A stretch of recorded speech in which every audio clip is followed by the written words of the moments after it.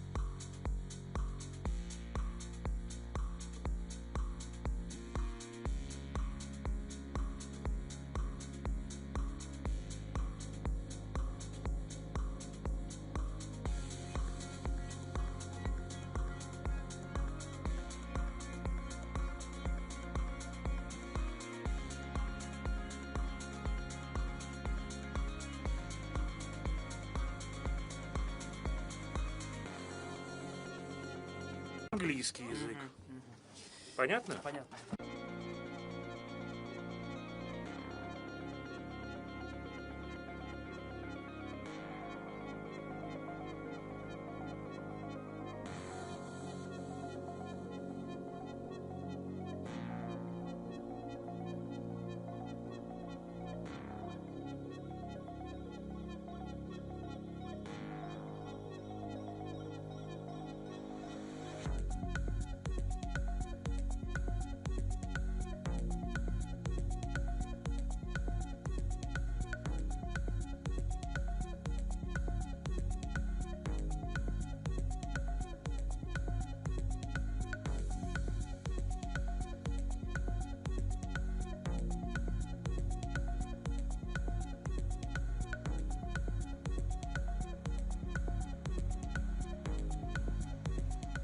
Уважаемые участники Петербургского международного экономического форума, просим вас занять свои места, отключить мобильные телефоны и вспышки фотокамер.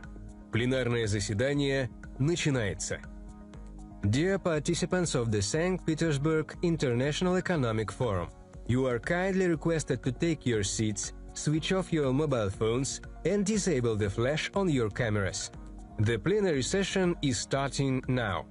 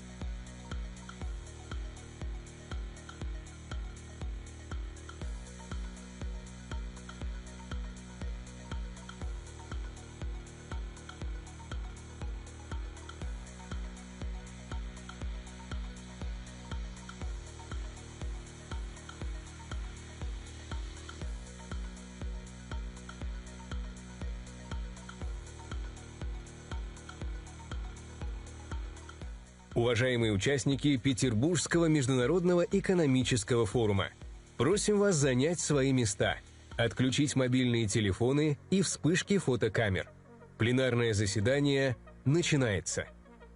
Dear participants of the St. Petersburg International Economic Forum, you are kindly requested to take your seats, switch off your mobile phones, and disable the flash on your cameras. The plenary session is starting now.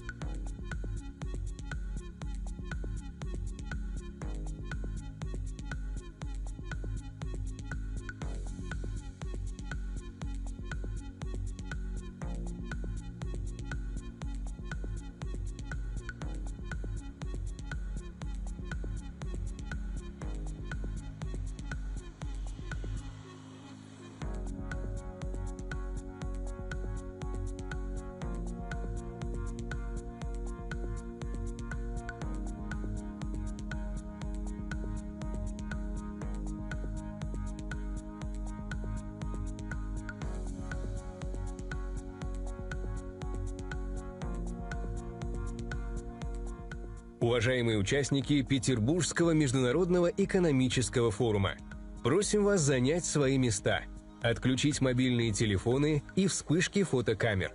Пленарное заседание начинается. Dear participants of the St. Petersburg International Economic Forum, you are kindly requested to take your seats, switch off your mobile phones, and disable the flash on your cameras. The plenary session is starting now.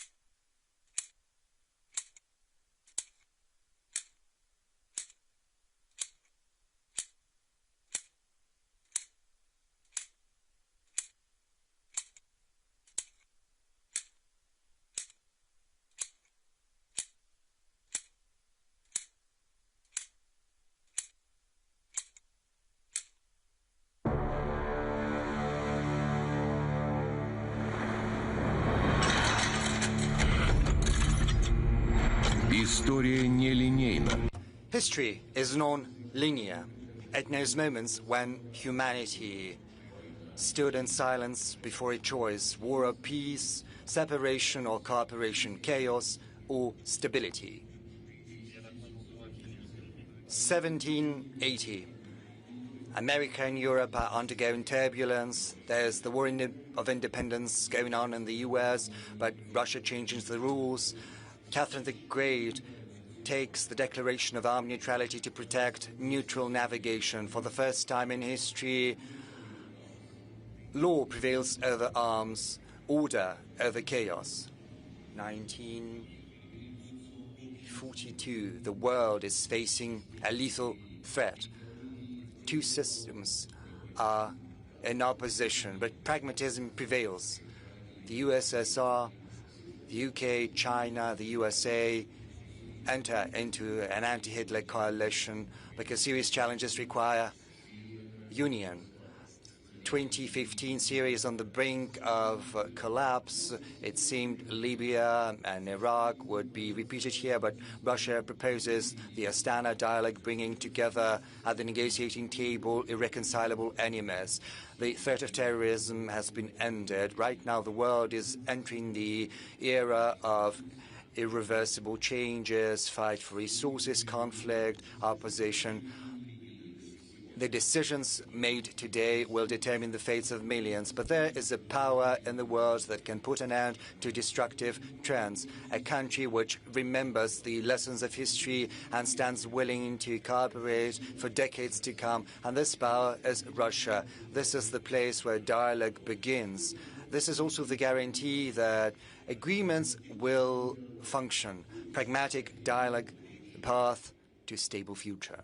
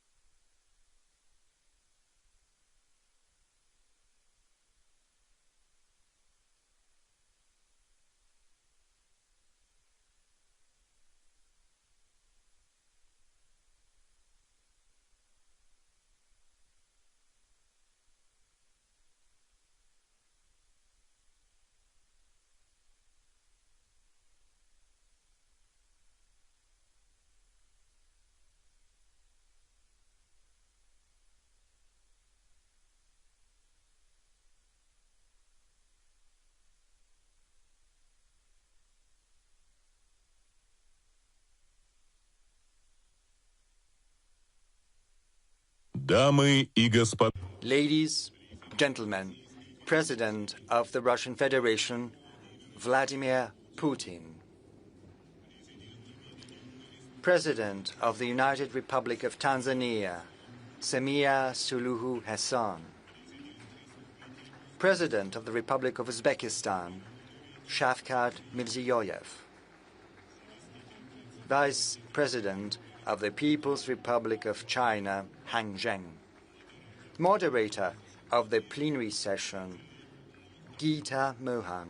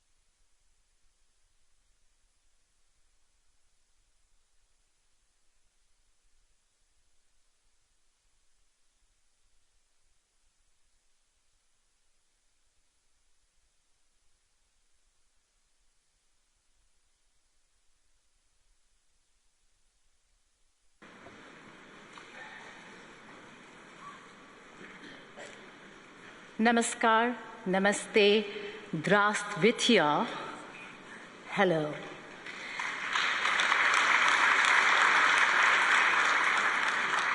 Excellencies, distinguished guests, and friends, it is a privilege to welcome you to this very important conversation at a time when the world is clearly standing at an inflection point. For decades, the global economic order was shaped by a few powerful capitals, a few dominant institutions, and a few accepted rules of engagement. But a new global economic order and architecture is emerging, one that is more diverse, more contested, of course, but also more representative. The countries on the stage reflect that shift. We have Russia, a major power at the center of today's geopolitical realignment. China, one of the world's largest economies and a defining force when it comes to AI, trade, and infrastructure. We also have Uzbekistan, representing the rise of Central Asia and as a region of energy, connectivity, and geostrategic opportunity. And then we have Tanzania, an important African voice led by one of the most significant women leaders of our time.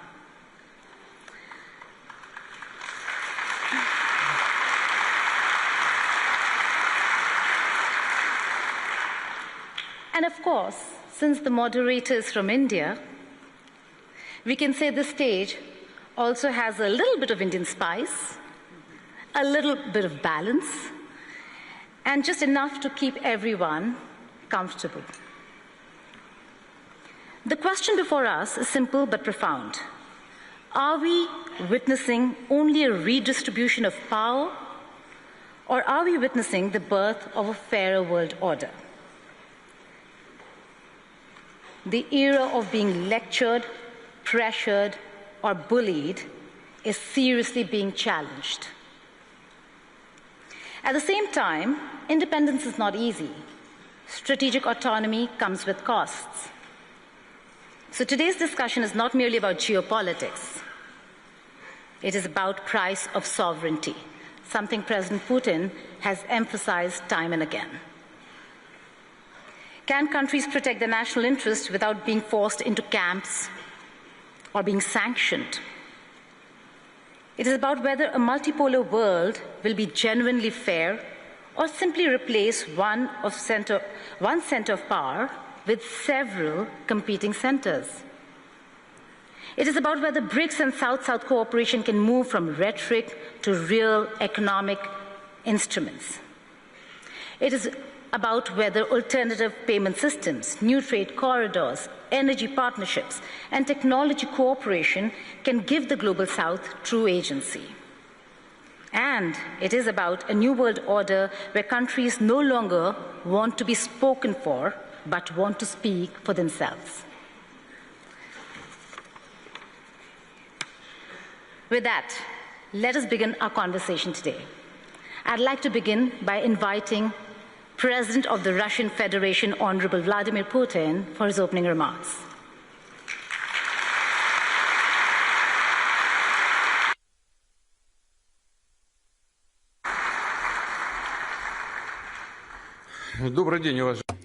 Good afternoon, ladies, gentlemen, President Mirziyoyev,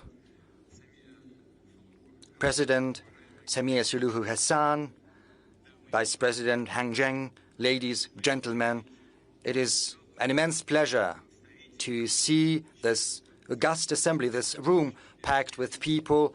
President Mirziyoyev and I have just exchanged our views, and he said the room is packed, which is testimony to the interest caused by the St. Petersburg International Economic Forum.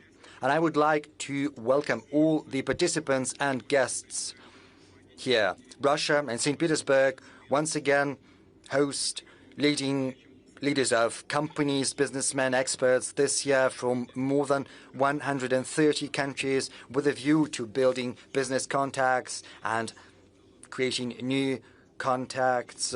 Our moderator has just given us a very high bar to which we should rise up, and I'm going to talk about. But before we came here, she said that the atmosphere is very good, and it was thanks to the organizers. So at the outset, I would like to thank the organizers of this forum, everyone who participated in the organization process. Thank you. The unique nature, the attractiveness of SPIEF consists in this possibility of a frank dialogue on issues that are of interest to entrepreneurs, to whole industries and whole countries, and we're always open to those who are interested in working with other countries, those who stand ready to engage in mutually beneficial cooperation on equal footing. This approach, which consists in listening to one another, understanding the interests of one another, arriving at common solution, that is what harmonious path of development is all about. It also implies the opportunity to find solutions to the challenges the modern world is facing. We see that the energy markets are undergoing shocks. We see tensions provoked in certain regions. First and foremost, right now I refer to the Middle East. We see the short-sighted policies pursued by the European bureaucracy, which is accompanied by aggressive rhetoric and leads to further loss of Europe's position in the world economy. Moreover, it undermines regional as well as global security. As a matter of fact, the European elites are provoking chaos, and they are trying to plunge more and more countries into this chaos. These processes, they were not born of their own this is the consequences of the fact that over the last decades, the world is undergoing the most profound structural transformation, which is not a transition from one stage to another of the cycle. The very paradigm of global development is shifting. What did we have in the past? What I want to draw your attention to is the fact that for decades, global development model was based around a restricted number of financial centers, technological solution, insurance and logistics hubs, rating agencies, as well as reserve currencies. And this architecture was portrayed as universal, as something that fits allegedly everyone, and hence allegedly neutral. But as a matter of fact, it was increasingly often used as an instrument for political pressure and unfair competition when settlements, technology, logistics, and sometimes even access to information can be switched off in the blink of an eye in order to punish those who choose to act in their own national interests. Basically, this was a deliberately created system of dependence, or system for taking someone else's resources out of them. Right now, the overwhelming majority of countries see that, and this is something that is seen by entrepreneurs, banks, industrial companies, farmers, as well as transportation companies. They see that their investment plans to develop their business can face serious risks, that the external infrastructure they use can be turned against them. That is why countries begin to pursue their own technological solutions, building their own supply routes as well as institutions. Russia feels the full brunt of these changes. The pressure against our country remains, and yet the space for maneuver is growing. We see new partnerships, new financial and technological solutions. We're exploring more promising markets. Thus, Russia believes that the global changes are not just a threat. They also carry enormous opportunities, and to seize them, we're trying to act swiftly and pragmatically. I will reiterate, this current turbulence goes back to the fact that from a vertical hierarchical model which served the interests of a very small group of countries, the world is transitioning to a distributed, more comprehensive multipolar system. What am I referring to? The structure of growth is shifting in favor of new centers of development and the countries of the global south. Colleagues, you see that very well, and this is not a declaration. This is objective realities, because the countries I'm referring to see a growth of population. They see the birth of middle class, a surge in their industry, and expansion of their domestic market, which means new cities are being built, just as roads, ports, energy, and digital grids.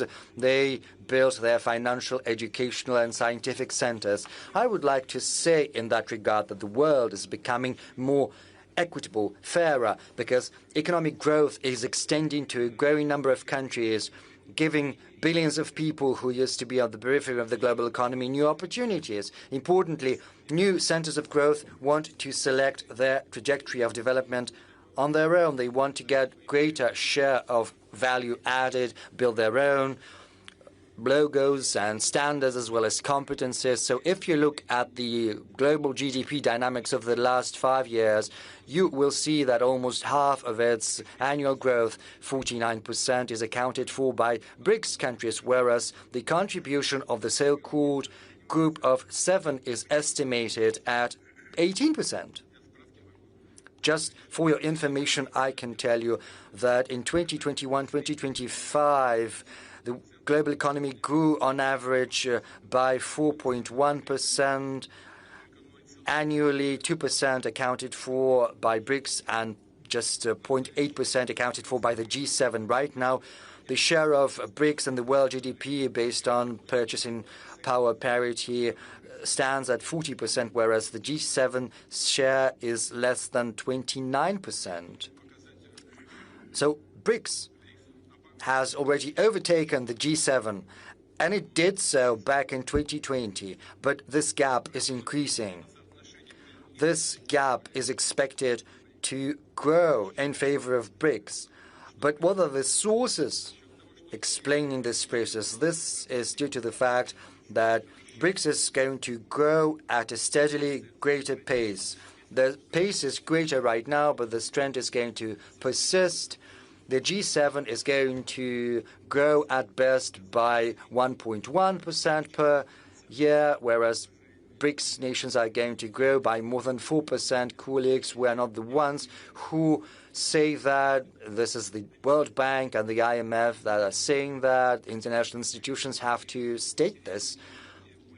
Of course, it is more interesting to go there where the development is more dynamic. There is a possibility for building your production and selling your products, and that is why the center of the global trade, as well as the financial system, is going to shift. It is already shifting, and this trend is going to persist. For many years, most flows of trade, capital, and information were going through a handful of Western infrastructure hubs. Even when a good was flowing from one Eurasian country to another Eurasian country, the settlements, logistics, insurance, arbitration were all based on the institutions of third countries, which generated additional costs and created political dependence. Right now, international trade is becoming increasingly efficient.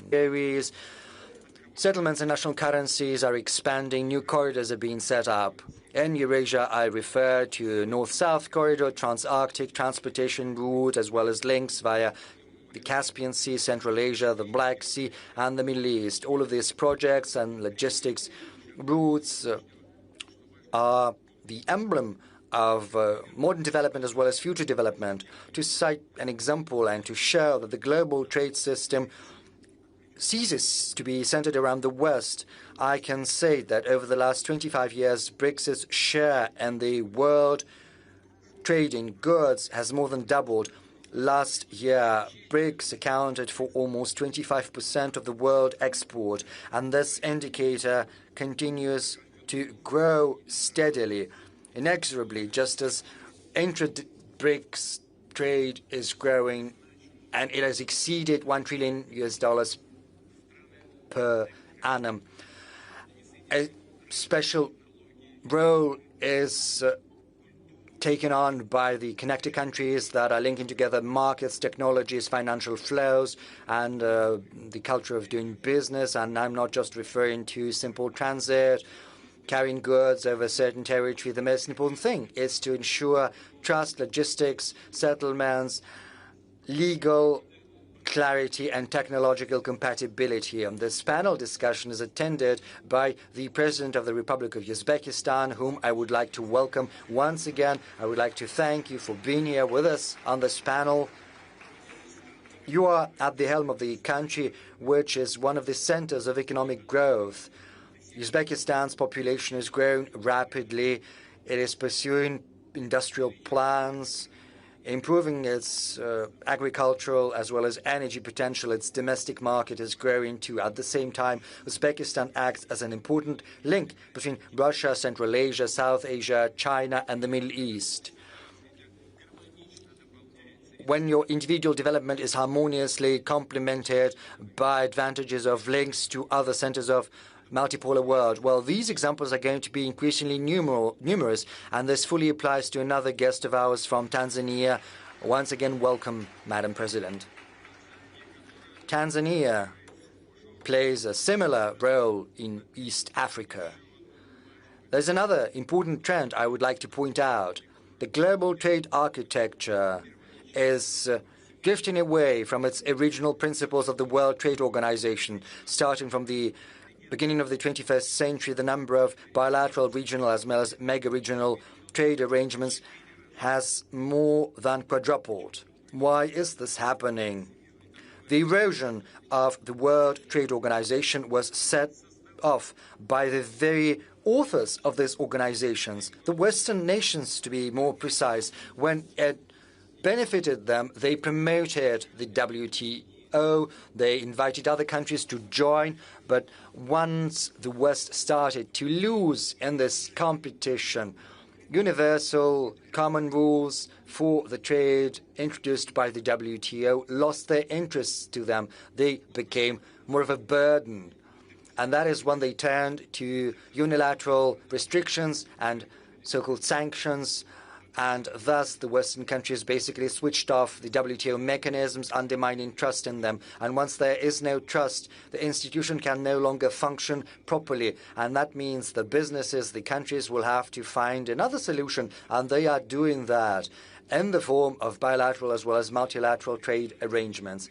I said that before, sanctions and basically the theft of Russia's international reserves has had an irreversible effect on the positions of the world currencies, namely the US dollar and euro. This is an evident fact we have to recognize. Right now, all countries without exception, and I would like to underscore that, just as Russia can instantaneously lose access to their legitimate assets denominated in USD or euro, they can also lose access to the Western financial and payment infrastructure.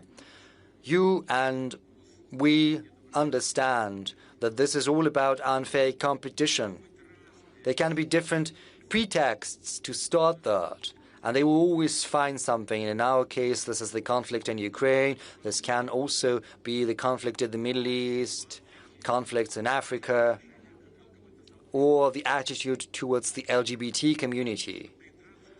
You can find fault with anything, but the basic rationale is basically unfair competition. Another thing that undermines trust in the West is the deplorable state of their public finance. I refer to high public debt and high budget deficit. The Eurozone public debt rose to 81.7% of the GDP in 2025.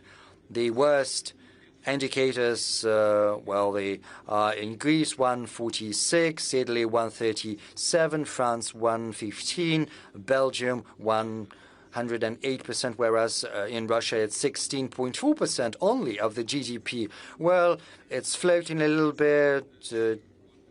Yesterday I spoke about that, meeting the heads of information agencies, news agencies. Some experts say it's 15.8, but, you know, the figures are incomparable. The deficit of the euro budget in 2021 stands at 3.1% of the GDP. Poland has a maximum deficit of 7.3%. Belgium has a deficit of 5.2%. France, the deficit of 5.1%. The US has 5.9%, whereas in Russia the budget deficit is 2.6%. Maybe by the end of the year it will have risen a little bit, but still it will be inferior to the budget deficit in other advanced economies. This situation is fraught with the possibility of a surge of inflation, which happened back in 2021, 2022, when just in 2 years the prices in the Eurozone and the US grew by 14%. And that means that countries of the world are decreasing their assets. In the West, they're transitioning to payments in national currencies. They're making wider use of alternative payment systems, increasing the role of digital financial assets as well as the digital currencies of their central banks. Russia is mostly using national currencies in its trade contacts with our leading partners. The share of ruble in our exports stands at 65% or so almost two-thirds. I would like to underscore that the world needs a modern, agile and responsible financial architecture without any risks of restrictions or barriers, rather with incentives for sovereign development. These instruments have to decrease costs, speed up settlements, increase access to funding. And of course, we have to make sure there is no tax evasion, no fraud, no money laundering. This is something that has to be in our spotlight always. Historically, the West has been seen by other countries as the source of technological development. But right now, we see some fundamental shifts in this context. Over the last 25 years, the BRICS countries have significantly increased their high-tech export. Right now, it has risen to more than one-third of their global supplies, which means that the global technical leadership is shifting. This is a gradual process, and yet it is already ongoing. Now, a strategic partner, China, has most patents in artificial intelligence. Incidentally, Russia also has very good, promising advancements there. Let's give a round of applause to the Vice President of the People's Republic of China, whom we would like to welcome. Another key partner of ours is India, which is one of the leading players in the IT industry. It accounts for a significant share of the global software market. Russia also ranks high in the implementation of digital platforms such as trading, marketplaces, solutions in finance and urban services, healthcare, as well as education, which help improve the quality of life of our citizens in Russia and beyond, in dozens of countries where they are vying successfully with similar solutions from abroad. We're also leaders in nuclear. More than 80% of construction processes in NPPs in the world market are conducted with the participation of Rosatom, more than 80%, which is a very significant figure. We have very good engineering as well as technical groundwork in managing water and energy resources, which is gaining an increasing attention in Asia, Africa, and on the world in general. I believe colleagues participating in the panel discussion will agree with that. It is evident that the global transformation is mostly due to technical progress. Experts believe there are three key technologies for today and for tomorrow that are capable of transforming the lives of our citizens, how our business is being done, and how the government is operating. I refer to artificial intelligence, which allows processing big chunks of data and making the best solutions in almost all fields. Another technology is autonomous systems, which can radically increase labor productivity and transform whole industries. And third, platform-based solutions, which allow market participants to work directly in real time and autonomously to exchange information and to conclude deals. Experts and scientists believe that the countries and groups of countries that have their own set of technologies in AI, autonomous systems, and digital platforms will become centers of sovereignty in a multipolar world. Moreover, without these technologies, real sovereignty is going to be unachievable. I would like to underscore the technological base is of paramount importance to countries with big population, vast territories, and unique cultures. These countries can't act as simply consumers of solutions offered by someone else. Otherwise, they risk becoming subject to foreign control via foreign platforms. And the question is how these platforms are going to be used. So big countries, true civilizations, are facing a historical choice. Either they come up with their own platforms and technological systems, or they are relegated to the digital periphery. And one should not be laboring under any delusion. First, foreign services can be very convenient, but then, sooner or later, you will see what the price of this dependence is gonna be. Russia has learned its lesson. We saw that certain suppliers of software left the market. We saw payments blocked. We saw how politics interferes within commercial relations. That is why we're going to strengthen our critical infrastructure, and we will only cooperate and interact with those partners that honor mutual reciprocal obligations and commitments. We have this experience with the People's Republic of China for many years. China is Russia's strategic partner, a genuine one. Our economic cooperation covers almost all fields, from high-tech to transport to mechanical engineering to energy. Distinguished friends, as I said, the global leadership in the world economic ties is conditional on whether the country can ensure its own sovereignty. I wouldn't be exaggerating if I say that this race for sovereignty has started, has kicked off, and it's gaining traction. We're not just talking about the capability to oppose external pressure and defend national interests. This is about the quality of the government, the economy, and society. Sovereignty implies being smarter and being stronger.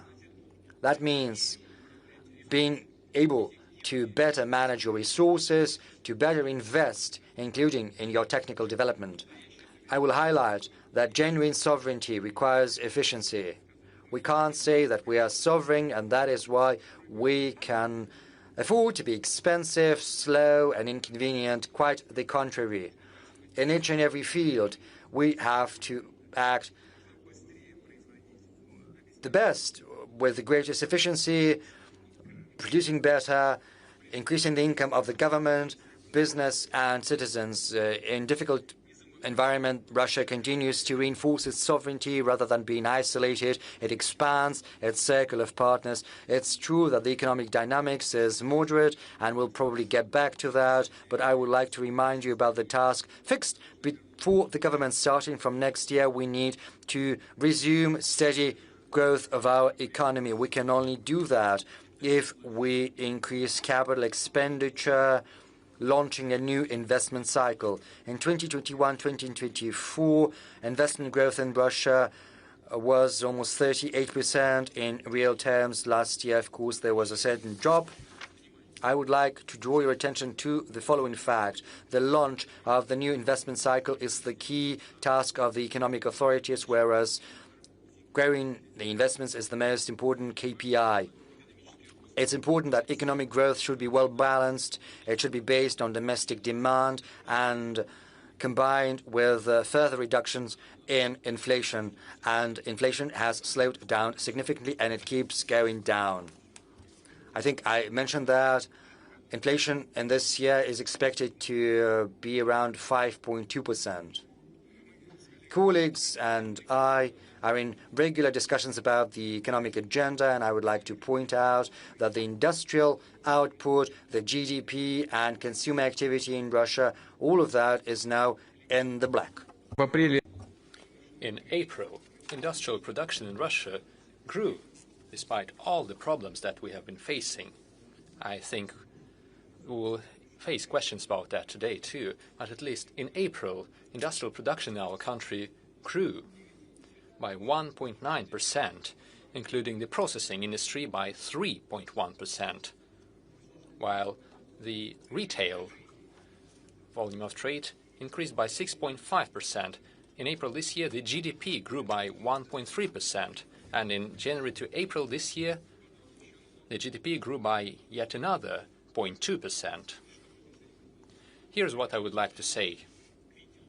We do hear certain criticisms from all parts saying that we're going down. Yes, we have gone down to the exact level where the countries of the Eurozone have been for the past many years. The most important factor is that we have preserved the foundations of our macroeconomic policy, and I am sure that we will keep moving forward and upwards, and we must reinforce these trends. And the positions, the standing of our country in the world and our sovereignty must become ever stronger. Therefore, I would like to share certain ideas about what kind of sovereignty we require. Firstly, as stated previously, a sovereign economy is based on end-to-end integration of technologies, the use of advanced solutions, which simplify the work of businesses and automate numerous processes, and thereby assist us in increasing productivity and the economic efficiency in general. This is especially relevant in the areas of defense and security. Russia is showing good results in the integration of digital platforms in all the areas of our economy.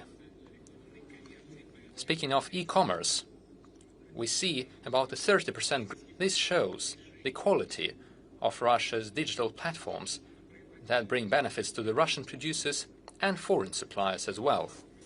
Today, I mentioned our friends and partners from the Republic of Uzbekistan. I will give you an example. The volume of trade in Uzbekistani goods using the Walberis platform alone in 2023 amounted to $418 million. That was in 2023.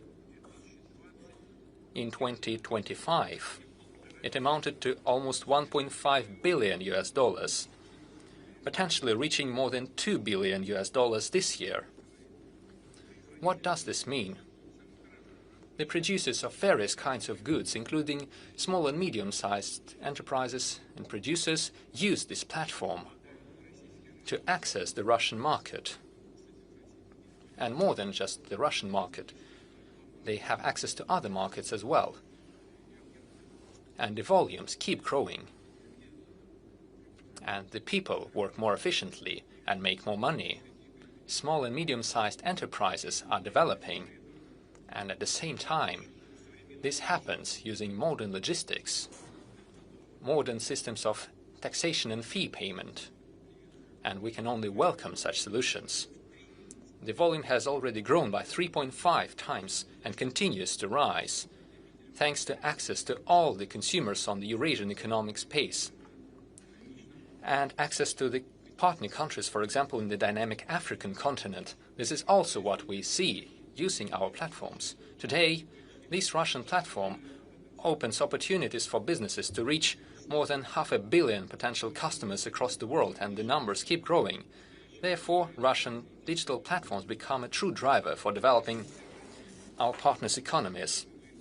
The introduction of platforms in Russia involves trade, transportation, finance, logistics, tourism, as well as healthcare, education, media, and other spheres. We must build up work in this area and continue integrating digital platforms using artificial intelligence and autonomous systems. We have adopted a national AI development strategy. I will ask the government to prepare similar national strategies for the development of autonomous systems and digital platforms. At the Future Technologies Forum, which will take place in the beginning of next year, I suggest discussing the development of ecosystems of digital platforms in the economy. I will ask the relevant interministerial work group under the presidential administration to support the preparation for this forum. The second point I would like to make. Today and in the future, the sovereignty of the country is defined by people, their knowledge, their professionalism, their capacity of learning new technologies, creating new advanced goods, services, and entire niches in the market. These professional skills must be well paid. Only in case we ensure high quality of living and high salaries, our country shall be competitive and successful from the demographical standpoint. With our strong professionals who are ensured of their professional future and their careers, Russia has one of the lowest unemployment rates among all the industrially developed countries. It currently stands at about 2.2% of the economically active population. This is a very good figure compared to other developed states. To compare, I could say that Japan is close to us with 2.5% unemployment rate, India with 4.2%, the United States at 4.2%, and the Eurozone at 5.9% of unemployment. Over the past 5 years, salaries in the Russian economy have grown in real terms by more than 30%. I am talking about real terms, minus inflation. The rates are definitely high. Let me underline that further stable growth of salaries shall be linked primarily with increased productivity, as well as efficient organization of production based on modern technological solutions and our strong School of Engineering. There is another matter related to labor mobility, when specialists can find more advanced and highly paid jobs at a new enterprise in a different region of the country, where professionals are more demanded and where they may find new industries from the strategic areas that create goods with high added value. We know that young people are the most mobile ones. those who have just graduated or are about to graduate from universities and schools. In order to ensure their professional start in the career, we agreed to legalize and create a legal framework for internships, defining the obligations of the employers and labor guarantees for the employees. We also agreed to modernize the student contract and to adapt it to modern conditions. I know that amendments to the labor code have been prepared. I will ask the government and the State Duma to accelerate their adoption. Third point. It is obvious that sovereignty of a country as large as Russia is not just defined by the capital or a few major industrial centers. Each region must attract investments and create high-quality jobs, develop their industries and their urban environments. Our platform shows different exhibition stands where the regions of the Russian Federation show their benefits, their successes and their future plans. They organize talks with investors, with companies wishing to reach their markets. I am sure that the members of our panel's discussions and the guests have already seen the diversity of the Russian regions and had an opportunity to take a look at the exhibition. As per tradition, during the forum, we take stock of the national rating of the investment climate in various regions of Russia. The first place this year was given to Moscow, the republics of Tatarstan and Bashkortostan, the regions of Nizhny Novgorod and Moscow. For the first time, St. Petersburg and the region of Sakhalin were among the top regions in investment climate. The regions showing the best dynamics are the Khanty-Mansi and Yamal-Nenetsk autonomous regions, the regions of Omsk, Vladimir, Volgograd, as well as Krasnodar and Primorye. I congratulate our colleagues on achieving such good results.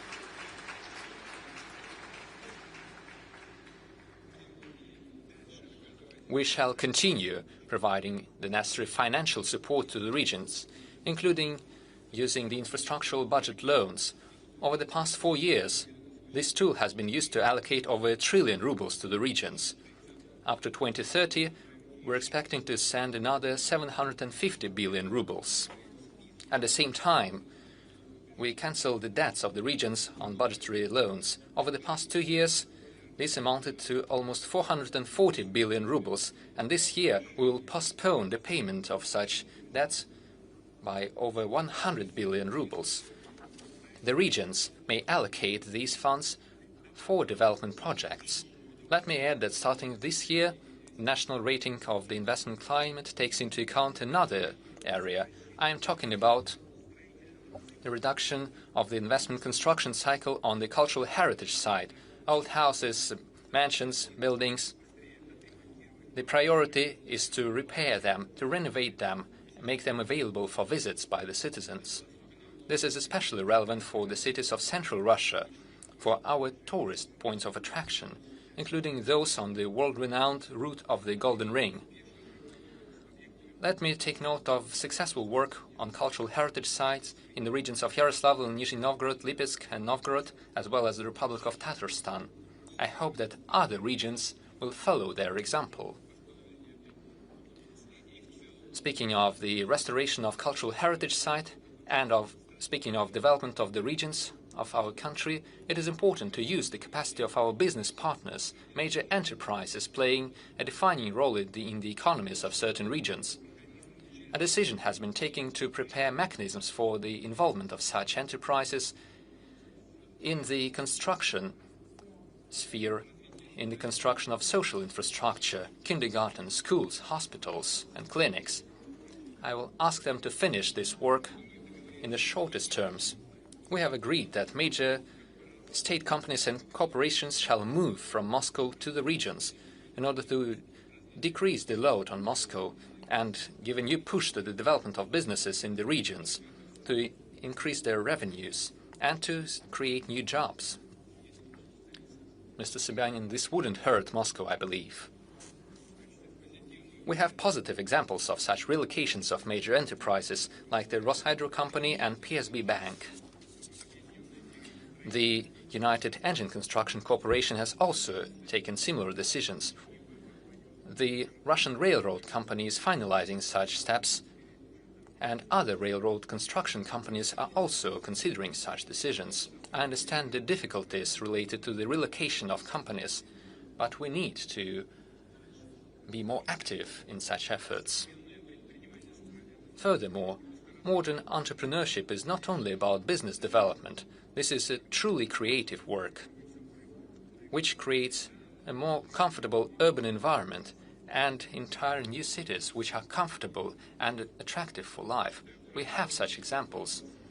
I believe it is important to support initiatives of private investors to give them more creative freedom using new economic and constructive solutions, to connect high-tech investments, tourism, culture, creative solutions and local identity as part of the special legal regime.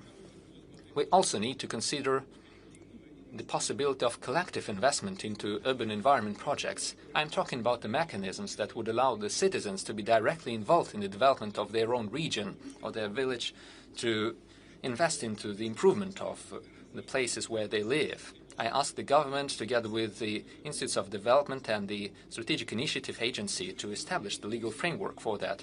The next point, a strong sovereign dynamic economy means more private initiatives. It is the entrepreneurs and companies who establish new market niches, produce new goods and services, and stimulate employment. To ensure high business activity, we need predictability and stability of the investment climate. Business shall clearly understand the taxation system, the tariffs, the regulations, the measures and mechanisms of support by the state. In general, they must understand the working conditions for years to come. We have already fine-tuned the taxation system, and we have created the system of supporting investments at the federal and regional level. We cooperate with the business community, and we have prepared a national model of target conditions for doing business. I'm talking about specific steps to simplify registration of companies and for filing financial and taxation reports. We shall continue such work, making it more comfortable, to connect companies to the infrastructure, to improve the efficiency of law application and so on. Let me emphasize that the national model must bring tangible results for businesses and for entrepreneurs. I will say a couple of words about the systemic work with small and medium-sized enterprises. We have done a lot to make sure that the young entrepreneurs can easily start a new business, start their production and provide highly demanded services for the population.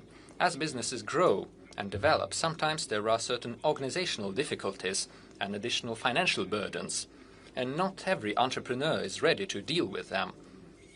We must minimize such costs and ensure a seamless transition of businesses to the higher category, including using ready-made digital solutions and individual support and assistance.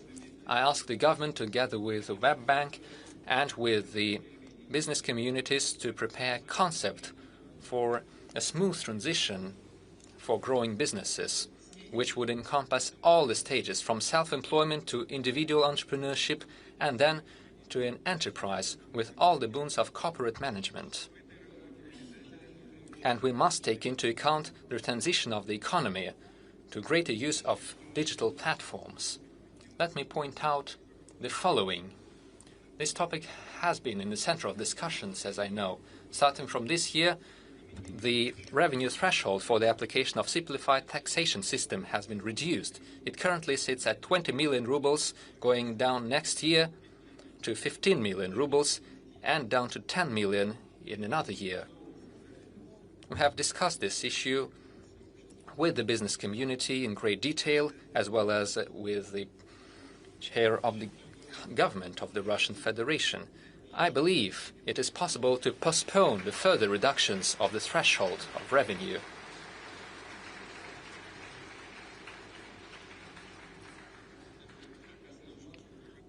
I knew that there would be a vivid reaction to these words from the audience. We must keep this at the current level. I will not give the specific timelines, but the further the better. I ask the government, together with the members of the State Duma, to take the necessary amendments. And together with the representatives of business communities, I suggest thinking about more preferential and comfortable rates and conditions for small and medium-sized enterprises in the production areas. I think this would have a positive effect on establishing a more fair and competitive business environment. This task of the so-called whitening of our economy has been set forward, and we will advance in finding a solution. And the next point, a strong and sovereign country cannot be closed off or isolated. Life has proven that we must produce critically important produce and goods. We must reinforce the infrastructure that has the highest importance for state security, for entrepreneurs, and for improving the quality of life. At the same time, we must build up links with our foreign partners, establish cooperation, advance trans-border projects. We shall continue carrying out our plans to expand our automobile roads and railroads using Russian technologies. We shall develop the network of high-speed railroads. We already have the pilot project, the Moscow-St. Petersburg Railroad. We shall also expand the capacity of seaports and the Trans-Arctic transportation corridor as a global artery. We shall develop the Russian trade and ice-breaking fleet, build tankers and other vessels of different classes. Our goal is to become one of the top 10 countries in the deadweight of our trade fleet. I ask the government, the transportation ministry, to continue working to increase the attractiveness of our national trade flag. Our own logistical and industrial, technological and financial resources and a predictable environment for businesses and professional development are great competitive advantages in the global market.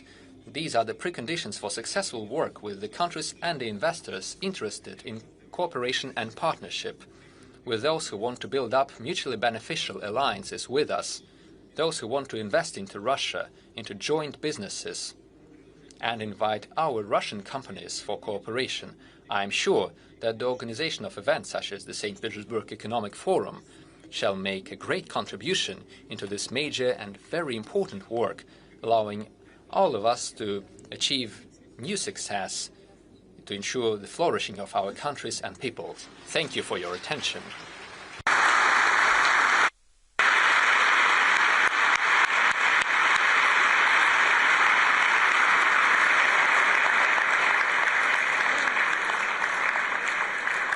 Thank you so much, President, sir, for setting the tone and tenor of the conversation that we'll be having. But before we go further, let me invite the President of the Republic of Uzbekistan, Honorable Shavkat Mirziyoyev. Thank you so much, sir. Please.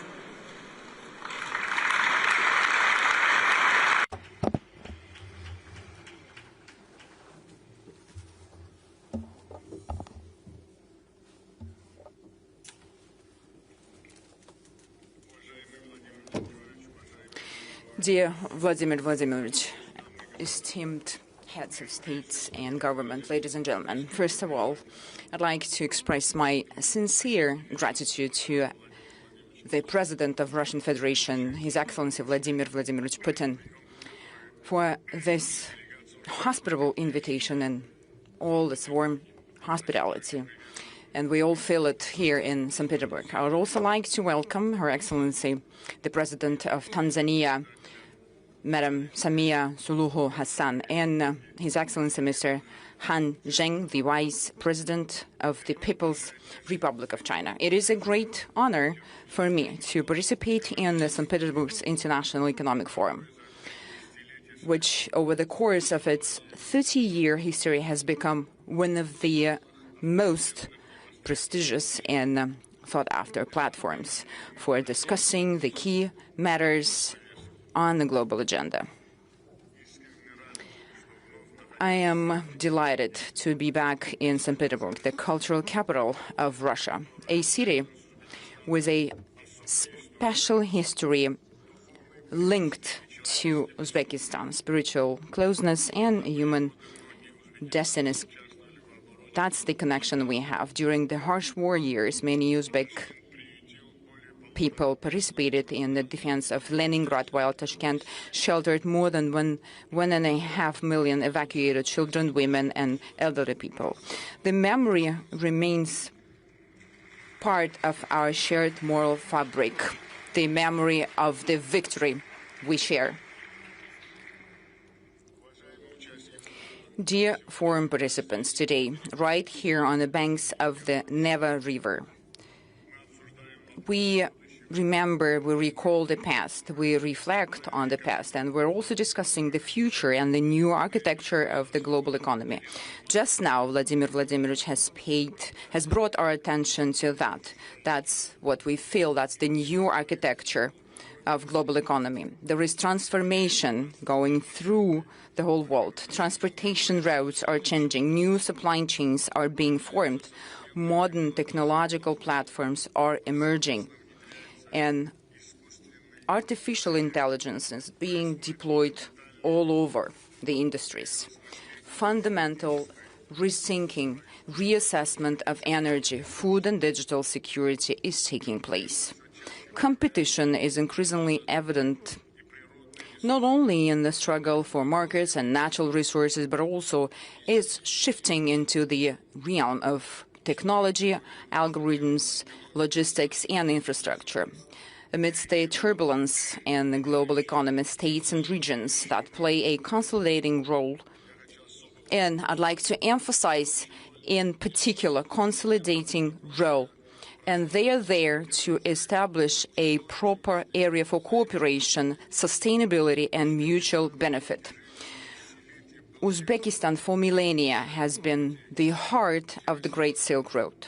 Through Samarkand, through Bukhara and Tashkent, not only goods has been passed through that route, ideas and knowledge, culture and religion traditions also were intermingled. So that's why the openness has never been a choice for us, but a vital necessity and civilization code. Now it is taking in new content. Uzbekistan and Central Asia as a whole are emerging as an independent center for economic growth. Here, the transportation, technological, and demographic frames are there. And that's the future coverage. The crossroads of the main lines of communication between North and South, West and East is taking shape here. To firmly secure this growing trend, we urgently need connectivity of a completely new level. This involves not only linking traditional transport, logistics, and energy corridors, but also integrating digital, payment, and industrial infrastructure. A strong, consolidated, economically interconnected, open, and sustainable Central Asia would serve the strategic interests of all our partners. Ladies and gentlemen, Russia for Uzbekistan is more than just a regional neighbor. It is our time-tested strategic partner and ally.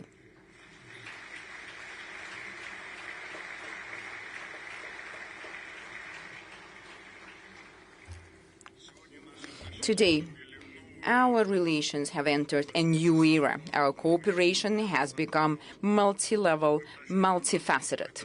We've progressed from just simple trade in goods and commodities to complex industrial chains, technological alliances, joint engineering, and localized production.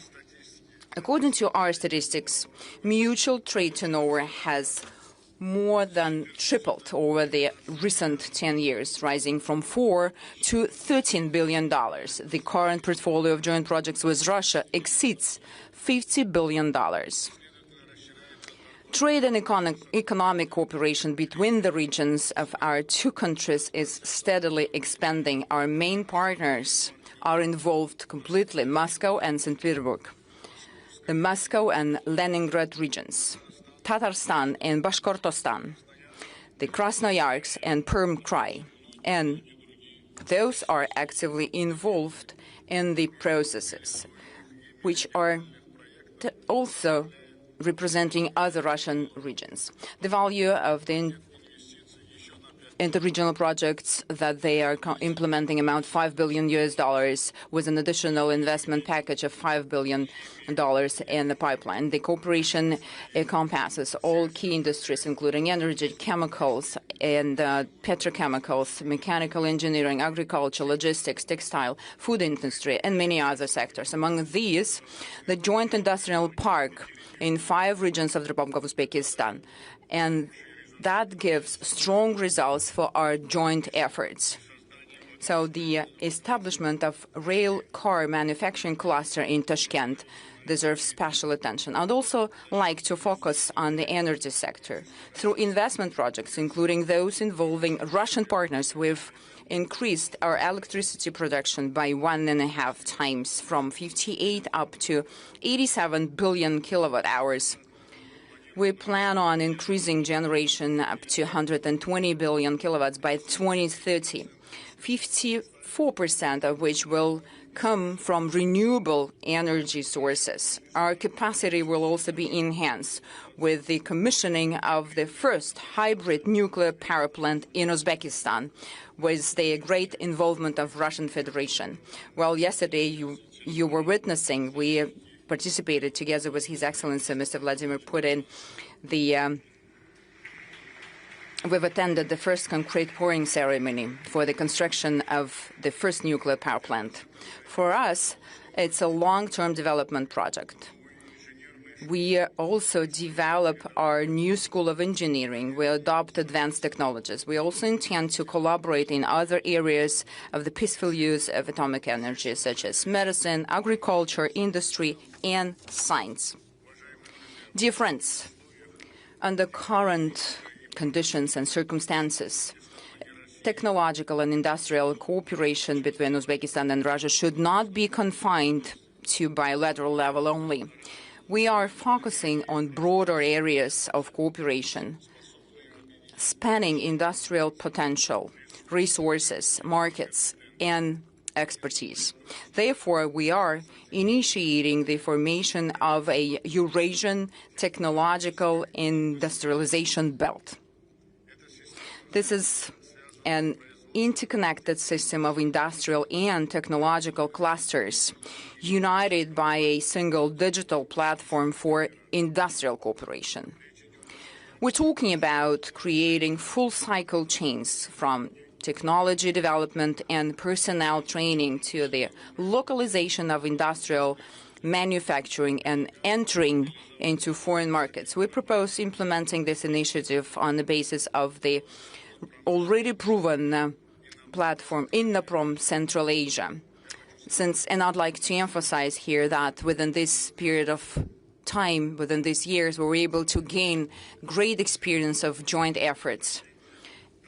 It is held annually in Tashkent. This approach will enable businesses to find partners directly and establish mutually beneficial relationships. Ladies and gentlemen, well, indeed, digitalization is a promising area of cooperation. There is no doubt in that, as it is becoming a new language of economy. While infrastructure used to mean roads, pipelines, and power lines, today it primarily entails digital platforms. They form an entire ecosystem comprising jobs, logistics, payment services, and new export opportunities. Uzbek businesses are actively developing digital solutions and are open to technological partnership with a wide range of countries. For instance, our sales volume has increased 3.5 times over the last few years through Russian marketplaces, and Mr. Putin has mentioned that as well in his welcoming remarks in his address, and I'd like to emphasize that as well. And digital services reaching over $1.5 billion, that's quite strong result, I think, and it's a great perspective for our future cooperation.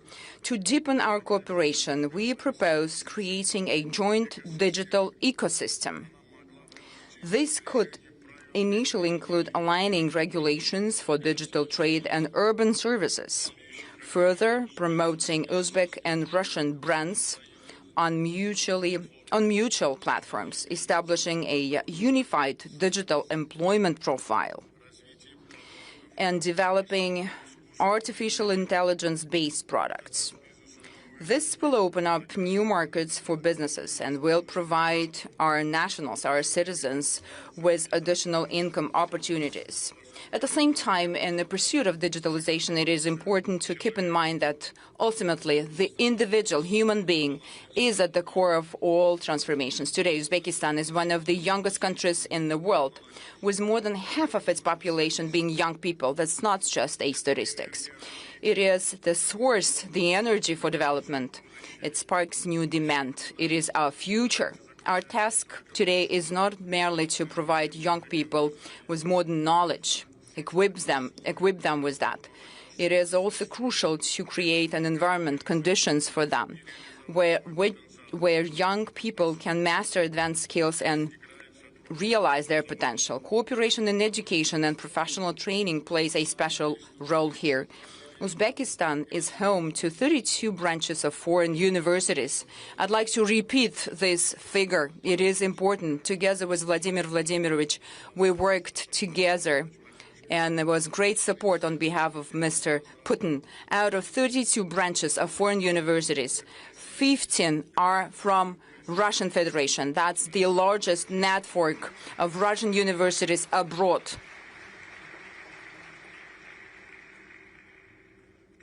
At the same time, vocational education is of a great importance, especially with an emphasis on implementing practice-oriented training programs. We already have some successful examples, such as launching of the first joint engineering schools in Al-Malik and Tashkent. Online learning services could be an efficient mechanism for cooperation in this area, as they would enable young people even in the most remote regions to acquire the necessary knowledge. That would fundamentally change the labor mobility model and elevate its organization to a qualitatively new level. So in that regard, we propose creating a joint online platform for human capital development. The platform will link education, professional training, and the labor market. The system could integrate educational programs, language and IT courses, support for young entrepreneurs, and access to employers. For the youth, it will be a clear pathway into new economy. For businesses, it will be a great access to a pool of trained specialists. For universities and colleges, well, they will benefit from connection to real market demand. For Uzbekistan and Russia, it represents a long-term, and that's the most important thing, investment in our most valuable asset, our people. And if Vladimir Vladimirovich would support me on that, we will task our respective ministries to launch such a platform without any delay. Vladimir Vladimirovich, can we do that?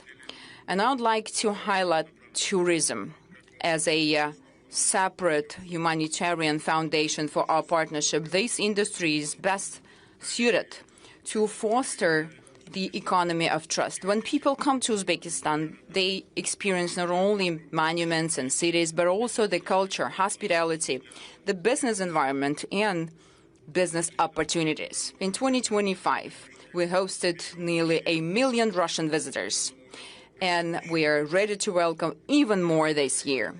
To this end, we are developing our tourism infrastructures, and not only that, but also creative economy. By 2030, creative economy will account for 5% of our GDP. Thereby, it will become one of the key drivers of economic growth. In order to strengthen cultural and humanitarian dimension of our cooperation, we propose launching the project named From Samarkand to St. Petersburg, and that will be Creative Tourism Corridor.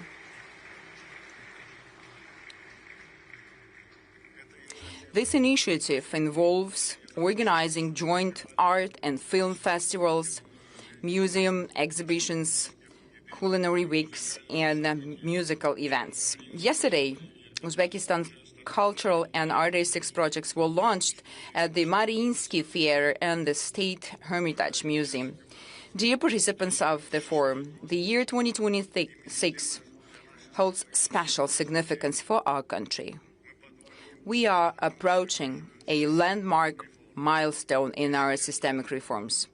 A decade ago, we embarked on the construction of a new Uzbekistan based on openness, inclusivity, and pragmatism. Over these years, we've established a strong foundation for long-term growth, including a favorable business environment, a stable industrial base, and new infrastructure. Our economy has grown. In 2016, our economy was only $50 billion. Now, within this period of time, up to the end of 2025, it has increased up to $147 billion, and we forecast growth of over 8% this year. During the period of reforms, we've attracted more than $150 billion in foreign investment and launched thousands of modern enterprises. Export of commodities and services have almost tripled. Even right now, amid global instability, Uzbekistan continues to demonstrate sustained growth. Our economy is becoming more diversified. The domestic market is expanding, and the demand is growing for modern technologies, infrastructure, and high-quality jobs. One of Uzbekistan's key strengths is its young, vibrant, and rapidly growing population. This provides a long-term foundation for the development of entrepreneurship, technology, services, and industry. However, demographics alone do not guarantee success. This potential must be transformed into a powerful and intellectual resource, manifesting as competencies, productivity, and the capacity to create high value-added products and technologies. Since the beginning of our reforms, we've been committed to integrating market efficiency and social responsibility. This is the defining feature of the Uzbek model of economic development. The growth must be not only just rapid, it must also be sustainable, inclusive, and focused on improving people's quality of life. Over the last 5 years alone, the populational aggregate income has increased 2.5 times fold. Our main criteria are the high quality of life, human dignity, and unlocking the potential of every human being, every individual. The Uzbekistan 2030 development strategy is designed to achieve this very goal. Our aim is to raise the population's income to above average levels by this date, transition of all sectors to a technological and innovative growth model, and increase the size of the economy by another 1.5 times to over $240 billion. Dear foreign participants, we are consistently creating all necessary conditions for global investments here in Uzbekistan. We are establishing a favorable business climate, improving market institutions, and increasing the level of competition and production potential. We invite present here investors to create new industrial value chains with the high value-added values. Our priorities are the deep localization of competences, production, and R&D, as well as the development of modern engineering and new export avenues. This is particularly important in the sectors where the new economy is taking shape today: industrial processing, agri-tech, biochemistry, robotics, digital solutions, artificial intelligence, and infrastructure projects. We see great potential for cooperation through public-private partnerships in the various sectors, including energy, aviation, education, and geology, and many other areas. We offer interested partners not only the access to growing domestic market, but also the access to neighboring countries and regions. Dear friends, Uzbekistan is a reliable and predictable country for the global business community. The trend of our economy towards the highest level of openness is objectively confirmed by leading rating agencies. This year alone, our country has risen another 14 places in the index of economic freedom.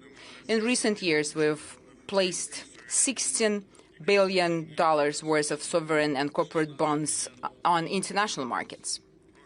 Last month, the London Stock Exchange hosted the initial public offering of shares of the National Investment Fund of Uzbekistan that consolidates the assets of our major state-owned companies in order to further develop the capital market and create a sustainable financial and investment platform that operates according to the best standards. We've started to set up the Tashkent International Financial Center. The center's special legal and tax regime will provide investors with convenient tools and reliable guarantees for conducting business. Taking this opportunity, I would like to invite all of you to the Tashkent International Investment Forum, which will be held on June 16 through June 18, and that will provide an opportunity to gain first-hand experience of the opportunities and prospects of new Uzbekistan. Ladies and gentlemen, the theme of this year's forum, the motto of that, is quite symbolic. It's pragmatic dialogue, the path to a stable future. Indeed, open and respectful dialogue has become the main prerequisite for sustainable development today. The new opportunities arise where there is trust, a willingness to cooperate, and a commitment to finding solutions together. The partnership between Uzbekistan and Russia is a prime example of this kind of interaction. I'd like to once again to express my deepest gratitude to His Excellency, Mr. Vladimir Vladimirovich Putin, the President of the Russian Federation, for the invitation to this major international forum and the opportunity to present the development priorities of New Uzbekistan. In conclusion, I wish all the participants productive work and meaningful exchange of views. Thank you for your attention. Ladies and gentlemen, that's the President of the Republic of Uzbekistan. I'd now like to invite the President of the United Republic of Tanzania, Honorable Samia Suluhu Hassan. Madam President, the floor is yours.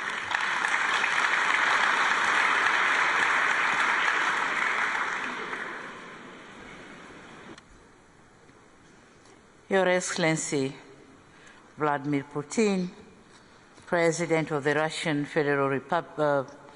Federation, and our gracious host, Your Excellency Shavkat Mirziyoyev, President of the Republic of Uzbekistan, Your Excellency Han Zheng, Vice President of the People's Republic of China, honorable ministers and heads of delegations, distinguished captains of the industry, scholars and friends of Africa, ladies and gentlemen. At the outset, permit me to convey warm greetings from the fraternal people of the United Republic of Tanzania, greetings from the snow of Mount Kilimanjaro, the highest freestanding mountain in the world. Thank you. Greetings from the great plains of the Serengeti, where the wildebeest migration writes one of nature's oldest and most magnificent stories, and greetings from the Spice Island of Zanzibar.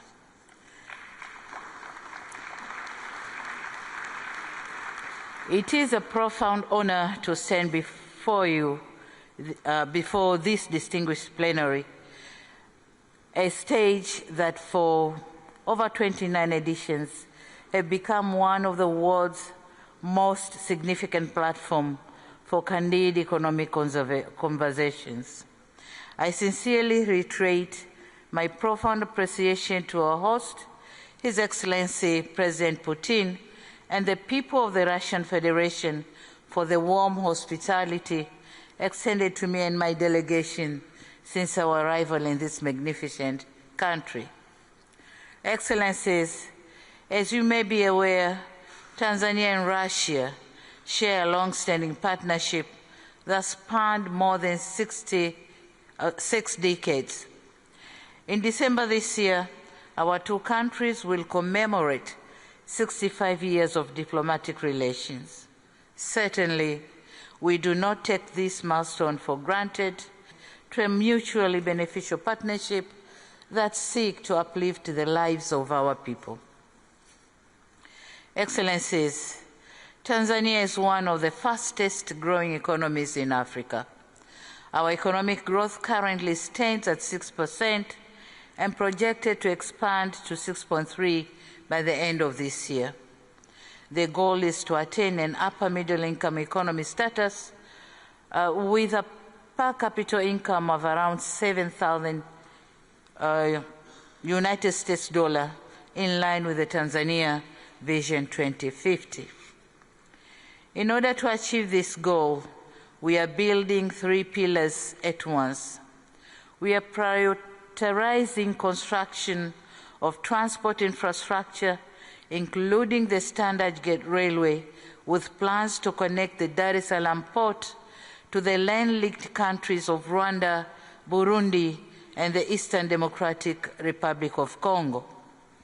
On the same note, the 5-year development plan 2026-2031 outlines plans to extend the railway networks connecting Tanga port at the north of Tanzania to Musoma port in the Lake Victoria, and this is to facilitate transportation facilities in Lake Victoria to the neighboring countries.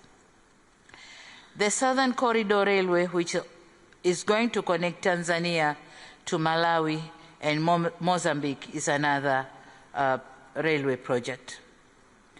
We have successfully completed the construction of the Julius Nyerere hydropower project, which has added more than 2,000 megawatts to our national grids, planned to generate 8,000 megawatts by 2030 and 70,000 megawatts by 2050 are underway.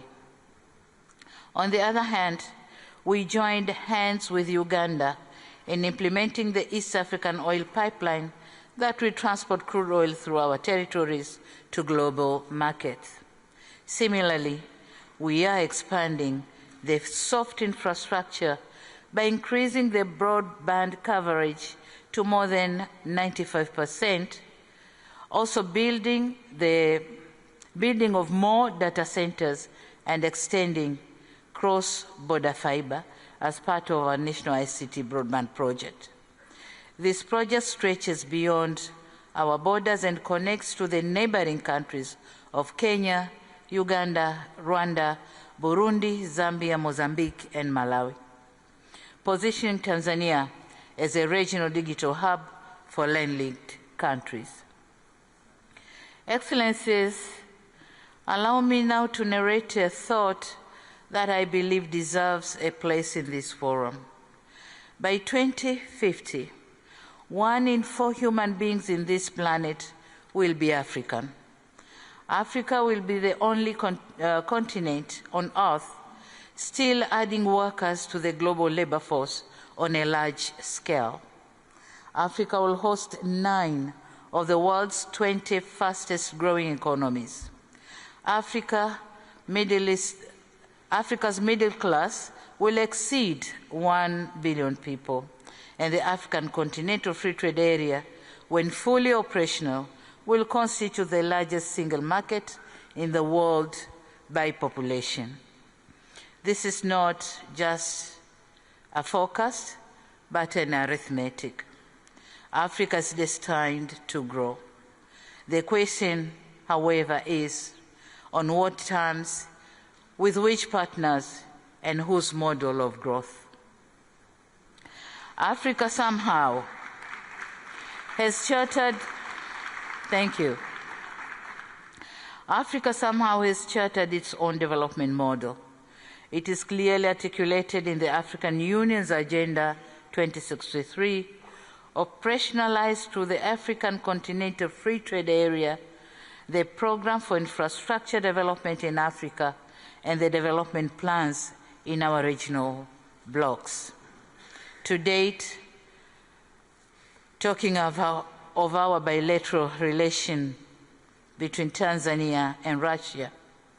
To date, relations between our investment authorities, the Russia's Congress, and the Tanzania Investment Authority have been formalized through signing a memorandum of understanding which will open a new bridge of business to Tanzania. Concrete steps have been taken to review our laws and regulations for purposes of creating favorable investment environment and henceforth attracting more capital investment. In 2025, we created a one-stop center for all investors coming to Tanzania. New companies can now register online within 24 hours.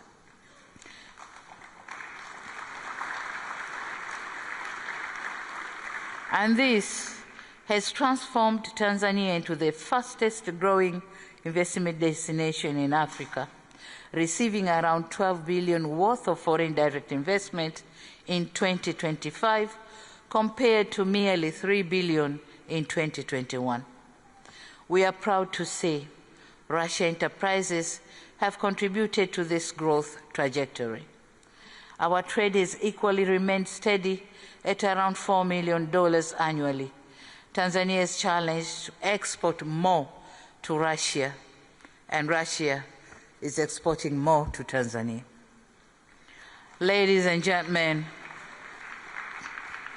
at this juncture, allow me to mention 5 main projects which we are here to seek partnership from international business community. First, we are delighted to inform you that Tanzania is embarking in one of the most ambitious port infrastructure development encompassing special economic zone. And this is being done just 4 kilometers north of our commercial city, Dar es Salaam. We are turning a small historic trade vicinity into a global hub of commerce, manufacturing, and maritime sector development. The Bagamoyo Special Economic Zone is our #1 flagship project, of which we welcome international enterprises to partner with us. Moreover, we are developing a complex Mangapwani port, transshipment port in our beautiful island of Zanzibar. The visibility studies for both ports are ready, and we are eagerly encouraging partners to join us in investments. Second, on mining and mineral beneficiation, we have endeavored to ensure that the existing wealth of gold, uranium, nickel, graphite, helium, niobium, and other rare earth elements bring us massive economic returns. Our national policy is clear. We intend to move steadily from being a producer of raw materials to a producer of finished products. We invite partners to invest with us in industrial parks that will give a real meaning of mining beneficiation.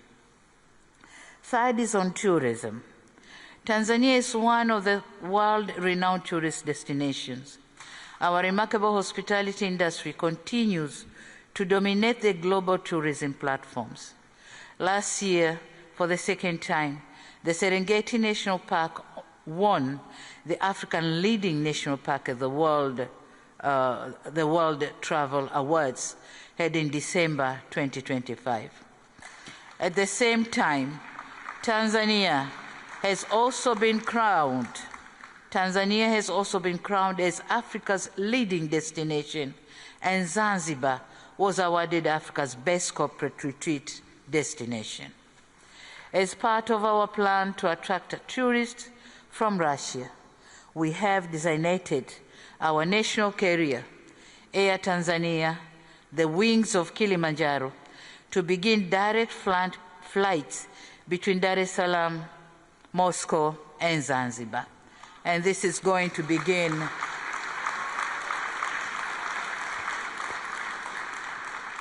The first flight is expected to be on the 2nd of July this year.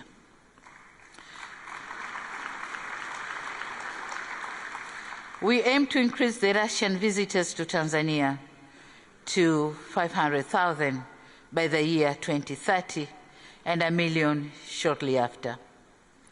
Fourth, as part of efforts to transform the agriculture sector and enhance food security, we have prioritized local fertilizer production to sustain our growing domestic demand. Since Russia is the world's largest exporter of fertilizer, Tanzania highly encourages establishment of the local fertilizer plants geared to serve the country and the region at large. Fifth, on the critical area of energy generation, Tanzania has huge deposits of uranium. Our main target is to use some of it in generating nuclear energy to meet the growing demands, which is expected to reach 8,000 megawatts by 2030 and subsequently 70,000 megawatts by 2050. It is in this context that Tanzania is advancing to nuclear energy as part of our long-term strategy to diversify our energy mix and support sustainable economic growth. To guide this effort, we have developed an ambitious national roadmap for nuclear power development, including the use of small modular reactors in our long-term energy strategy. And here, the Rosatom company of Russia has shown great interest, and we are under discussion with them. In conclusion, Excellencies, it suffices to say that the world is moving faster than that necessitates developing countries to keep the pace. We must go where the wind blows. Indeed, this is a time for partnership, clarity, and trust. Above all, it is a time for us to take charge and realize our full potential. In this situation, I dare say that Tanzania is open for business. Tanzania is ready for new ideas and innovation. Tanzania is open for collaborations with international partners. This meeting has been a useful platform for enriching engagement in such endeavors. We are confident that the outcome of this forum will contribute significantly to promoting greater partnership in trading and investment. Your Excellency, President Putin, permit me once again to reiterate my gratitude to you, Your Excellency, for the generous invitation to be part of this important engagement. I also look forward to closer and greater economic collaborations between Tanzania and the Russian Federation, as well as other international enterprises who are ready to work with us. Asante sana, spasiba bolshoi. Thank you very much.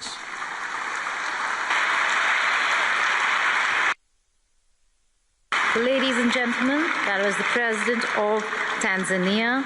Tanzania is open for business. With that, I call upon our next speaker, Honorable Vice President of the People's Republic of China, Honorable Han Zhang.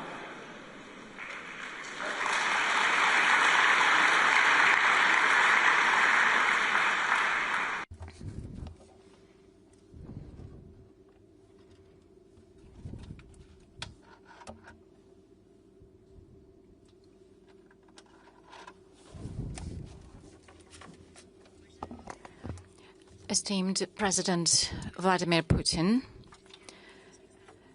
esteemed President of Uzbekistan, President of Tanzania, dear ladies and gentlemen, it is a great honor for me to take part in the 29th St. Petersburg International Economic Forum. The current forum is held under the slogan, "The Pragmatic Dialogue Pathway to a Stable Future." And this is in line with the efforts of all the countries, especially in the current situations. We are striving for stability, cooperation, and development. This forum is most relevant, and taking this opportunity on behalf of the government of the People's Republic of China, I would like to congratulate you on the successful opening of this forum. In the context of global transformations, we see a deficit of global leadership. In September last year, President Xi Jinping initiated the Global Governance Initiative, which is based on 5 major pillars. This is commitment to sovereignty and equality, international law, implementation of multilateral approaches, human centricity, and results-orientedness. This initiative was widely accepted in over 160 countries and international organizations.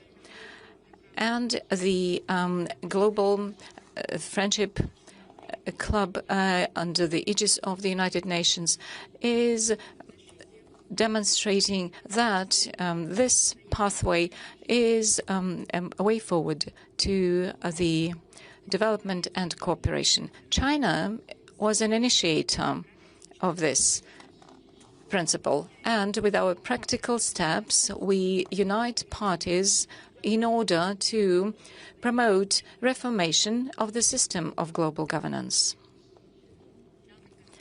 Ladies and gentlemen, dear friends, implementation of the initiative on global governance requires combined efforts of the international community.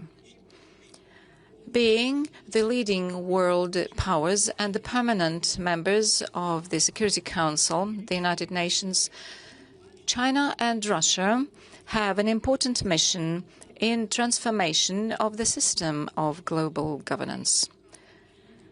And upon the results of the recent summit in Beijing, the President Xi Jinping and President Vladimir Putin, a joint declaration was published about the establishment of the multipolar world and new relations of a new type. And this document reflects the solid commitment and responsibility of both China and Russia as leading players in promoting a more fair and equitable world governance system. China is ready, together with Russia and other countries, to strengthen cooperation of this, within this initiative on global governance, develop peace where openness, tolerance, equitability, fairness, and mutually beneficial cooperation will be governing. And I would like to share with you the following ideas. First of all, we need to promote the principle of equitable cooperation, and we need to stand for world governance principle on a mutual utilization of resources. In the conditions of protectionism, the world community seeks for valuing major principles and multipolarity factors. We need to follow the genuine multipolar principles, participation of all countries in equal decision-taking and equal participation in global governance. And we need to be committed to democratization of world relations, and our voice should be louder in the area of developing countries. And all this for the benefit of reflecting the interests of all countries in global governance. Secondly, we need to protect international justice and the authority of the United Nations. All parties should protect the international system based on international law, world order, and the governing norms of world relations in line with the principles and Charter of the United Nations. And we are against hegemony in all its forms. We need to protect international justice using the international law and norms, and we should counteract double standards. We need to support the authority of the United Nations in the new context, so that this organization should play the role of the platform for overcoming different challenges for all states. Thirdly, we need to promote the comprehensive development and ensure benefits to all peoples of the world. In order to improve global governance, we need to follow the following goal. It is improving the welfare and wealth of the population, and the sustainable development of the United Nations up to 2030 should be expanded, and we need to promote prosperity of all the countries. China will continue to be open in its external relations, and high-quality development of China will ensure opportunities for the world. China, as a hosting country for the Asia-Pacific Economic Cooperation Organization, is ready to contribute to promotion of the Asia-Pacific region and the whole world. The fourth principle, it is strengthening coordination of actions and providing more tangible results. China has been committed to the Belt and Way Initiative development and takes an active role in the SCO, BRICS, and other integration associations. And we promote the international cooperation in such areas as artificial intelligence, climate change. China is also a co-founder of the International Organization on Mediation, together with over 30 states. It is necessary to coordinate international actions with an emphasis on bringing together strategic objectives and political coordination of different countries, also under the international states, in order to form a very powerful force to counteract world challenges. Ladies and gentlemen, dear friends, this year is the first year of the 15th five-year plan in China, which includes the huge plans of China development for the coming 5 years, and also it opens up horizons which are mutually beneficial for China's cooperation with all countries of the world. China is ready to implement the initiative on global governance and also to strengthen the more rational global governance system, and hand in hand to open up a new bright future for the whole mankind. Thank you for your attention. Thank you so much. That's the Vice President, People's Republic of China. Excuse me.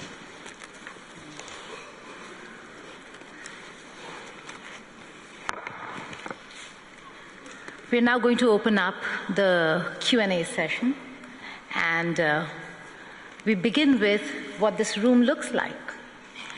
130 countries, representation from not just the global south.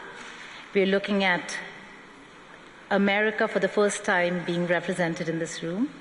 Yes, Rodney Mimcook Jr. right there in front of me.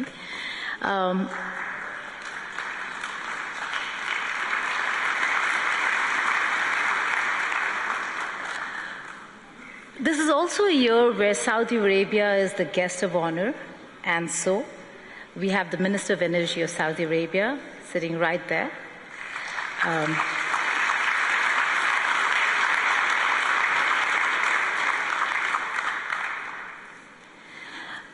So, Honorable President Putin, my question to you is, with 130 countries being represented in this room, when the world talks about economic isolation of Russia, does this look like isolation? And pardon me for being a little forward when it comes to thoughts and opinions. Is it Russia that is isolated, or is it partly Europe today that stands isolated?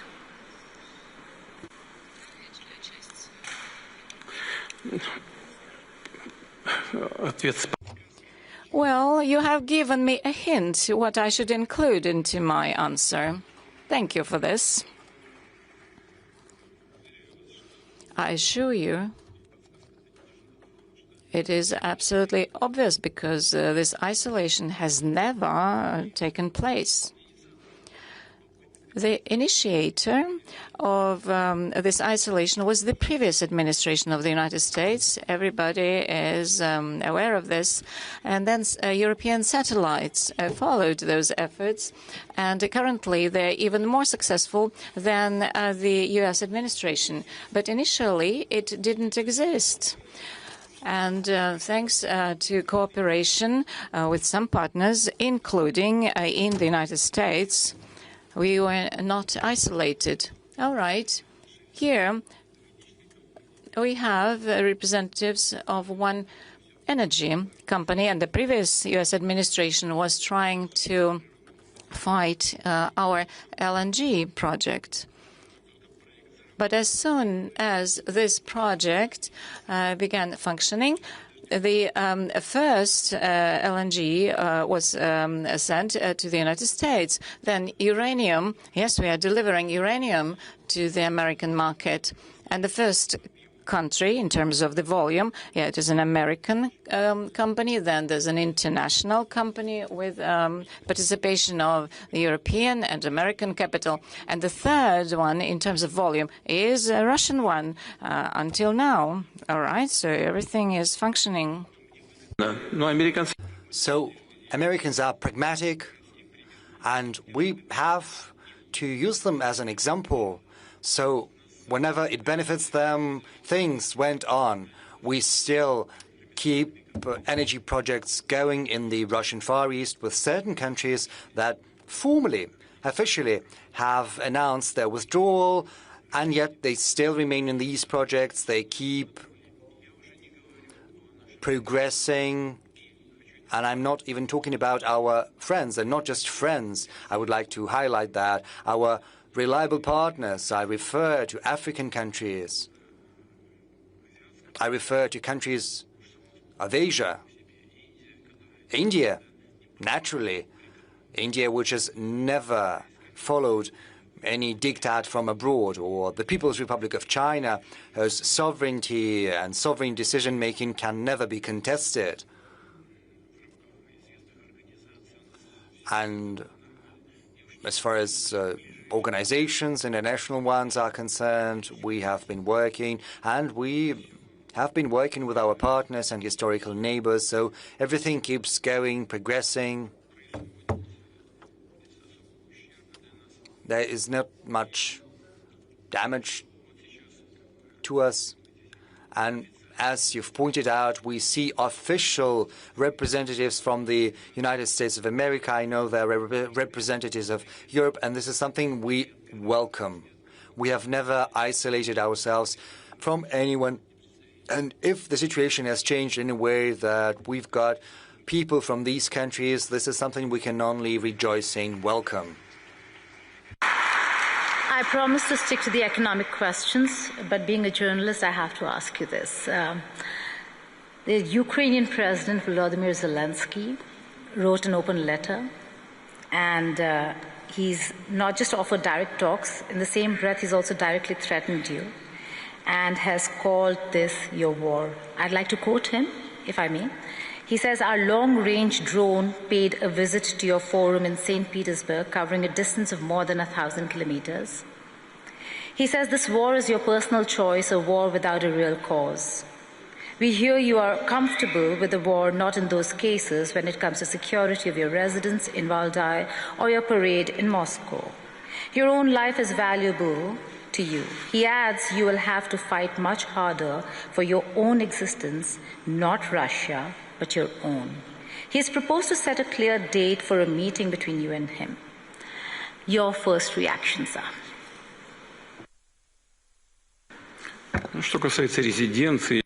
Well, as for my residence or parade. This is not my personal business. Besides, they had provided some information beforehand, and they said, we knew you wouldn't be at the residence. The question is why they did that in the first place. My press secretary, the spokesperson, Mr. Peskov, showed this letter to me yesterday. We had a working lunch with the president of Uzbekistan. Truly, I didn't have a chance to look in detail. Peskov has told me about this letter once again this morning. I had a glance at it. I skimmed it over.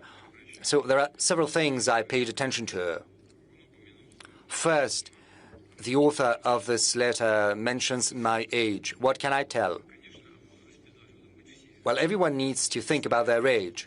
But I believe that at my age, many other political figures still keep performing their functions. Some of them are older than myself. Age is not the most important thing. Well, age is important, but not the most important. The most important thing is whether you are capable of functioning properly, doing your job properly. So there are my colleagues who are older and who still are very energetic. Whether they are doing the right choices or not, well, that is not for me to say. It's a political assessment. But then he said about staying in power and an elected position. This is important, no doubt about that. But, you know, you've got to participate in an election. You've got to run and be courageous enough and always stick to the Constitution, because if you cling on to power outside the constitutional field, this is qualified as usurpation of power, and that is a criminal offense. So one should not be afraid. One should run for office, and this is something I would recommend to anyone, especially because Ukraine was saying that they were going to hold elections, and then they started, they kept silent all of a sudden. The author of this letter says that the commitments achieved in Anchorage should not be observed. Moreover, he said that the search should be carried out for true guarantors of agreements between Ukraine and Russia, and they should be searched for in Europe. Well, reliable guarantors are always a welcome thing. But why would they deny the American administration this honor, and President Trump in particular? I do not quite understand. They do want to get weapons from the U.S. However, they do not want to see the administration of the U.S. or President Trump as a guarantor. And this raises questions. We saw Donald, instructing, scolding the author of the letter. He pointed out about the way he dresses. Sometimes, asking for blood is probably something you can do, but not everywhere. It's not always proper. Now, as for the manners, as it were, on the whole, I would like to thank Donald for this work. It's useful, but there are other things that still need to be done. This has to be continued. And now, on to the most important thing. The Ukrainian side has deemed it possible to give a public, open dimension to our relations. They thought it proper to put it into the public field, which I do not think right or absolutely right. I think it's absolutely improper, but still, it gives me the right to say several things that few people are aware of, or maybe no one is aware of. And this is serious. I'm not being ironic. 3 weeks ago, a representative of our business circles gave me a call. And he asked me a question. He said, Mr. President, I've known this person for quite some time. We're not close, but I trust him. He is an honest person. He said, Mr. President, I'm being invited to Kiev. I said, very well, go ahead. what am I to do with that? But I wanted to inform you because I think they're going to talk about things related to the relations between our two countries. I said, I can't send you as an envoy, as an official capacity, because only well-trained people from the Foreign Ministry, from the Defense Ministry, from special services have to be doing that, as it was the case during our talks in Istanbul. Unfortunately, I cannot give you any official capacity. He said, I just wanted to inform you. I would go there, listen, and then I can tell you what they are going to talk about. I can't, prohibit you, I said. And he went to Kiev, and he met there with the author of this letter, the aforementioned letter, at his residence. Not in Valdai. Then he got back. I met him. There were many things, but the essential is as follows. Mr. Zelensky has asked for a meeting. I said, I never refused to meet. But meeting, just for the sake of meeting, well, I've seen that. There's a reference to the Minsk agreements, I think. But we had been hammering out those Minsk agreements throughout the night. And then the former leaders of France and Germany later stated that it had been nothing but an empty shell of an agreement. All the Minsk agreements were about one thing, that is saving more time for the rearmament of Ukraine. Why would we need anything like this once again? I said, I see no point in meeting. There's only a point for Ukraine because they want to stop the offensive of the armed forces of Russia. What we need is agreements, arrangements, not for 6 months or a year, but for the long term. First, let experts work something out, and then we can meet to sign things. But first, we need to arrive at a solution. And that is the crux of the matter. And I think the audience will understand what I'm saying, especially people from Russia. I think it was on May the 21st, whereas on May the 22nd, the Ukrainian armed forces carried out an atrocious terrorist attack against the college dormitory in the Lugansk People's Republic, killing teenagers. This is an atrocious crime. There was not a single military facility there. There was not a single military vehicle stationed next. The next morning, I gave a call to this colleague who had traveled to Kiev. I asked him, what does it mean? They are asking for a meeting, and they carry out such atrocious, blatant attacks as the killing of children. What does it mean? He said, I've got no explanation. They're calling me once again. I'm going to talk to them, and then I'll get back to you. And I'm not going to talk to them anymore. I said, very well. So this letter that you mentioned, indeed, it is rude. What is this letter about? Is it a means to create an environment for a personal meeting, or maybe is this letter meant to make sure that no personal meetings can take place at all? I think it's the second. So we shouldn't be addressing the authors of this letter. The ones to be addressed are our combatants, our soldiers at the line of contact, and I'm addressing them. And I would like to tell them, comrade soldiers and seamen and sailors, admirals, generals, officers, the country's gazes are fixed upon you. The country is proud of you and places its hopes on you. Keep working, brothers.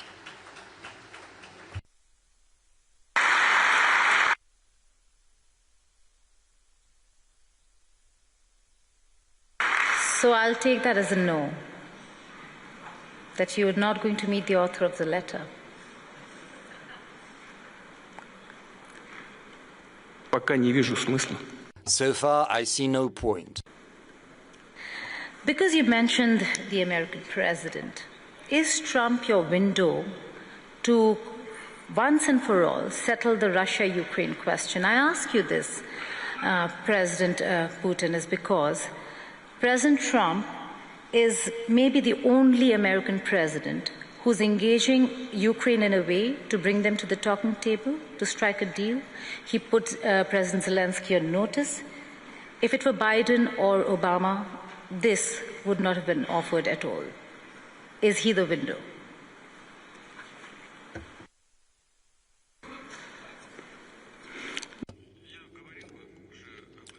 Well, I said that back in Anchorage, and I was sincere.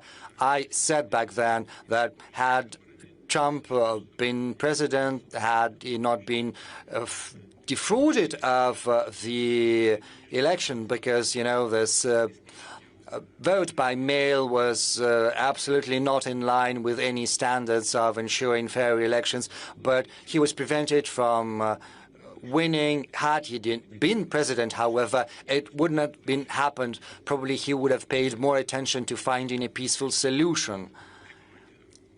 During the last days of President Biden's in office, I spoke to him on the phone. I called him and I said that to him. But the administration back then ignored our proposals that had been made in December 2021. Well, what can I say? Maybe if President Trump had been in power, in office, it would have turned out differently. But I treat him as a colleague. I treat him with respect. And so far as I can see, the current attitude of the administration is very much the same. We also have a personal relationship with President Trump, which is based on that respect.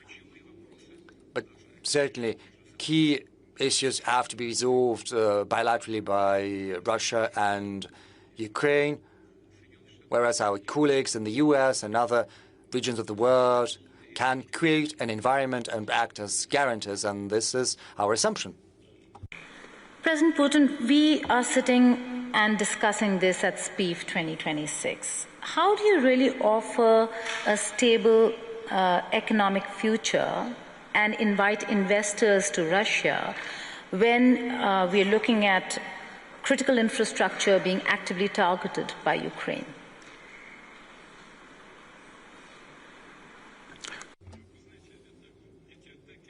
You know, those attacks on critical infrastructure clearly do not bring any good. More than that, they do impose certain damage. However, when investors take their investment decisions, they always accumulate the whole accumulation of risks and their complexity.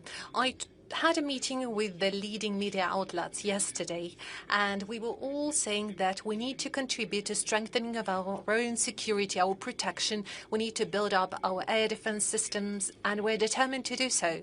However, big businesses always play in the long run.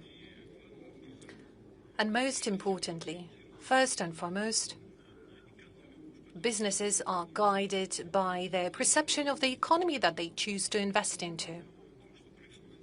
We've been discussing what is happening in the Russian economy. And we recognize that we observe a reduction of the GDP growth. However, all of that is happening in a very conscious manner. Those are conscious steps we undertake to strengthen the foundation, the health of the Russian economy. The key macroeconomic indicators were intentionally pursuing the cooling down of the Russian economy. And I can assure you today that neither tomorrow nor in the nearest future, there aren't any threats that we recognize. On the contrary, we do see that our actions bring certain results. And I know that there are many colleagues seated in this hall representing real sector of the economy. We are having regular meetings with them. We discuss all the questions, all the issues. And the call that I'd like to make to the Russian audience that may be somewhat tricky for foreigners to understand, but saying, oh, it's so bad, what's happening to the key policy rate, it's difficult for investment processes. Yeah, we could say that partially that's the case, but most importantly, and that is what truly matters, the key fundamentals of the Russian economy remain solid, which gives us reason to believe that Russia remains attractive for investments. Not just Russian investments, but also foreign direct investments. And we do recognize that there is interest, we see it, and certainly we are going to welcome our partners. Okay, you're saying that, but in your speech you have set ambitious goal, launching new investment cycle, but you yourself said that there has been a decline of 2.3% last year. How do you then propose to grow in an environment of wars, sanctions, frozen assets, and while you talk about sovereignty, how do you balance that with inviting foreigners here to Russia? Look, you were saying wars, sanctions, but the economy is still developing. It's all stable. Even the domestic market is growing in Russia, and the well-being of the Russian population is getting better. We set ourselves an objective, as I was saying it yesterday. Only by 2030 we want to reduce the poverty level down to 7%. Actually, we have achieved the level of 6.7% already now in 2026. We achieved it even sooner than expected. As I mentioned earlier, the key macroeconomic fundamentals are stable for the Russian economy. That is why, despite all the obstacles, and true, there are always many obstacles, the fundamentals of the well-being of the Russian economy remain stable and have good prospects for further development. Any business, any company is always carefully analyzing all the risks for today and for some midterm and further away future. But there are people who are willing to work and do business, of course, having analyzed all the complexity of risks, but certainly sooner or later we'll see those risks eliminated. As for military actions, we proceed from the perception that at some point they will be completed, and they will be completed only once the goals we have set ourselves are achieved. As for sanctions, well, I would say sanctions are much more harmful for those who impose them. Is there damage from sanctions? Yes. 300 billion were frozen, but now we have more than 500 billion in US dollar equivalent. 300 billion US dollar were frozen, now we have more than 500 billion. That's the result of sanctions. Is damage being imposed? Yes. But are the countries imposing these sanctions encountering some damage as well? Certainly. According to various valuations, from 1.5 up to 2.5 trillion euro are the losses incurred by the European zone. That's the damage from the sanctions they imposed against Russia. And right now, certain kind of revaluation is happening, certain revision, and as a result, many come to conclude that maybe it's better to get back to the path of partnership with Russia. We are going to monitor the situation very carefully, and if those partners who left Russian market 2-3 years ago haven't left too much of a bad aftertaste, we would be ready to welcome them back. And there are interested parties who are willing to come back. But certainly we would proceed and act in the interest of Russian businesses first and foremost. We'll come back to your goals on Ukraine, but I'll have to ask you this, Madam President. Amid sanctions, you are wanting to do and increase business with Russia. How are you going to circumvent or bypass the sanctions? Thank you, Madam Moderator. And I must say that I've been envying my panel members using their national languages, and I would like to use this opportunity to do the same. So I'll see.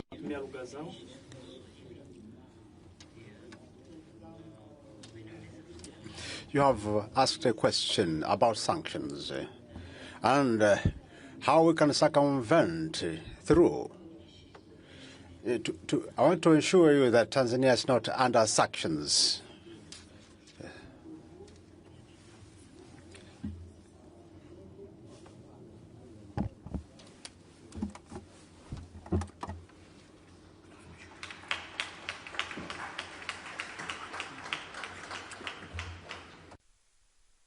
Okay. Going back to the sanctions experience. You spoke about goals. In the sanctions that we are seeing and that have been imposed on Russia, there's certainly some room for a deal to be struck with Ukraine. What is that goal that Russia wants to achieve before a deal is struck? And what are the red lines here?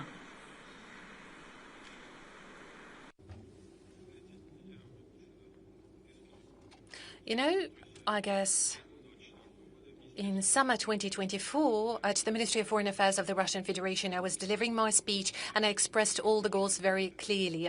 Basically, it was at the beginning of the special military operation. I guess it would take a lot of time, but very briefly, I would answer your question in the following manner. According to the UN Charter, every country has a right to self-definition. And after the the state coup that happened in Ukraine, we saw that certain territories of Ukraine declared that they do not support and favor this coup and declared their national sovereignty. And they've done so in full accordance with the international law and the UN Charter. We've been trying to get those issues resolved by peaceful means. So we talked about the Minsk Accords. In Minsk, in the capital of Belarus, we seem to have achieved an agreement on how to find a way out of the situation in the southeast of Ukraine. But later, it turned out that the participants from the other side were only signing those papers in order to win time to rearm Ukraine and start military actions. And this is exactly how it played out. Later on, those territories declared their independence. And I'd like to remind you, in resolution of the Kosovo issue, the UN court has taken a decision according to which, so far, this territory declares itself independent, is under no obligation to request the central authorities of the country to allow them to do so. That was the decision of the UN court. And again, according to the UN court, that was the correct decision regarding Kosovo. And the same should apply to the People's Republic of Donetsk and Luhansk. Their independence has not been acknowledged for a long while. Then eventually it was recognized when it was clear that there is no way to achieve an agreement between all the parties. And it was clear that we were being deceived, and they were forced to recognize the independence of those territories. Was Russia authorized to recognize the independence of Donetsk and Luhansk? Certainly, there is no contradiction to the UN Charter. We were allowed to enter into agreement of treaty and mutual support and amity. Certainly, it was ratified by the Russian parliament. They asked us for assistance. We promised to offer assistance under this treaty, and that's exactly what we're doing. And the same letter that you referred to earlier. In this letter, they claim that we set ourselves an objective to free Donbass. Well, the two republics that I mentioned are together forming a Donbass, the People's Republic of Donetsk and Lugansk. And in this letter, it is stated that we will never achieve this goal. Well, I'm wondering, don't they know in Kyiv that starting from the 1st of April of this year, the People's Luhansk Republic is under full control of the Russian Federation and Russian troops? And the People's Republic of Donetsk is only controlled by the Ukrainian forces to less than 15% of its territories. So we are pursuing the objectives that we have set to ourselves, and there is no doubt whatsoever that those goals will be achieved. And we will achieve some other goals, but along the negotiations track, and I'm talking about denazification of Ukraine. I talked about that yesterday.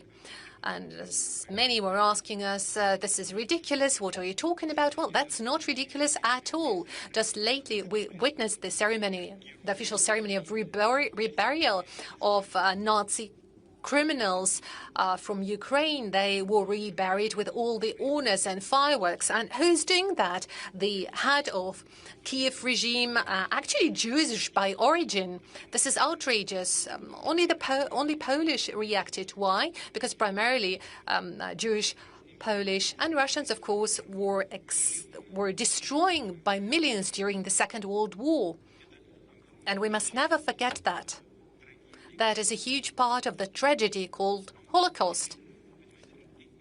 Just think about it. Millions of children and women were killed, burned alive, and those criminals are getting their reburial ceremony with all the honors, and the head of Kiev regime is present there, saluting them, turning the Nazi criminals into heroes. And this is what we are fighting against, and we count on the support of the international community.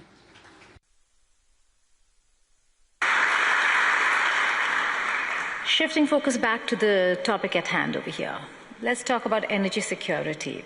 President Mirziyoyev, it is during these wars and conflicts that countries have realized the need for energy security, the need for alternative energy resources and sources, and in that, Uzbekistan and Russia have just signed an agreement for a nuclear facility. Tell us more about what this means for Uzbekistan in terms of the facility, the specialists that you would require, because this is after a long time that we're looking at a nuclear facility in Uzbekistan, and how much time will it take, how important it is to have a nuclear facility, an energy resource that is not dependent on oil.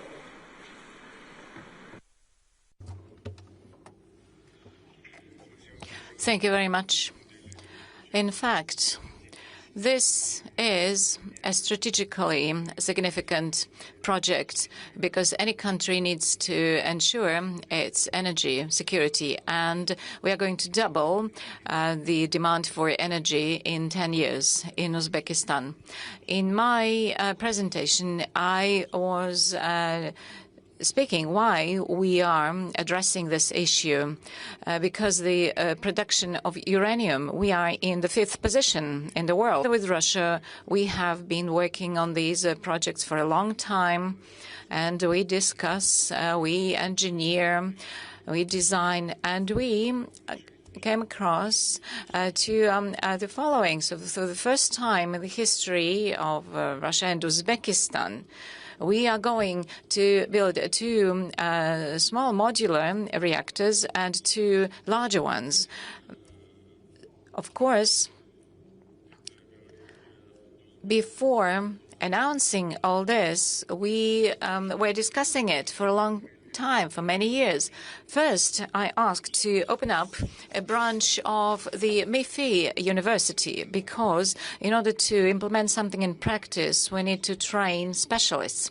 At the time of the Soviet Union, we had a very good of a nuclear power school, and all that was in a way forgotten or neglected, and now we had to reinstate it again. When this branch was opened up, then science was developed, and now in this branch 300 students are getting trained, and 50 of them are graduates already. And we agreed with this Moscow MIFI University. Now there are 400 students from Uzbekistan, and we give very important attention to training of specialists. So now we do have them. Secondly, this project has a long history, and it is a unique one. because it is in compliance with all international standards. And right now, we are so close to implementation of this huge, unique project. And yesterday, together with Vladimir Putin, we launched it. In Uzbekistan, it was so late at night, but after our meeting, I spoke with the people in Uzbekistan, and everybody was so happy there, because this is important for our future.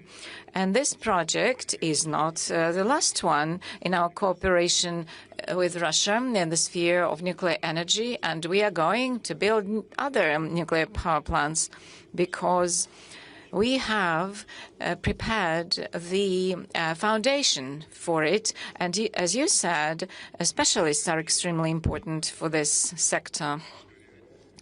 So we'll be accelerating these works. And yesterday we were discussing it with the president. Yes, we will be doing this, and we'll be supervising these works, because people have been waiting for this NPP for a long time.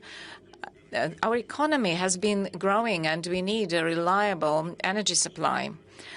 And yesterday we were discussing other major projects in the sphere of energy efficiency in Uzbekistan. So I believe yesterday was a historical day for Uzbekistan, and I congratulate the Russian colleagues and all the people in Uzbekistan. They were so happy. They were inspired by this. And this will be definitely an important foundation for energy security and protection of the Republic of Uzbekistan. This should be partnership of equals. President Putin, the trade ledger shows Russia exports raw energy heavily to China, but imports a lot of machinery, technology, and components. Is this relationship a partnership of equals, or is Russia sliding into a colonial trade imbalance?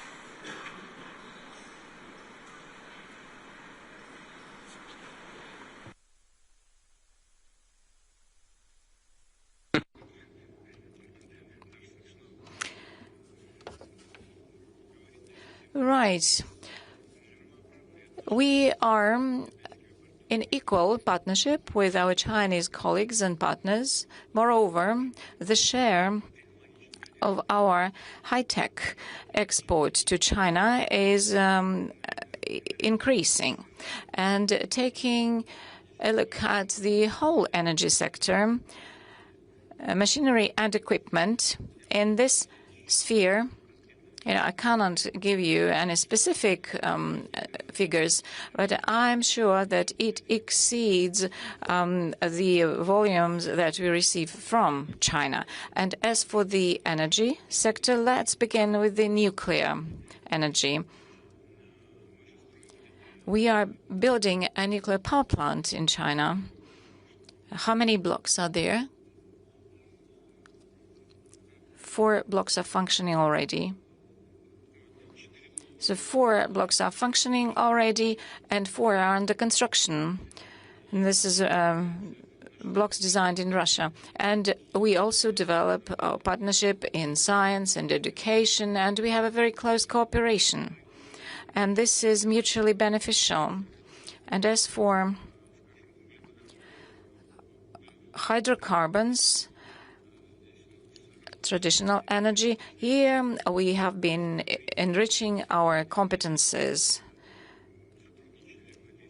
And we were partnering with international partners. Mainly they were from the United States, but now we're expanding our capabilities in these spheres. And here we have representatives of major companies of Russia, and you can discuss it with them. They will be happy to share with you their vision. Of course, China is our reliable partner, and we work with Chinese companies. We share information, data, technologies, and we are going to continue this. And I also would like to put an emphasis on the following.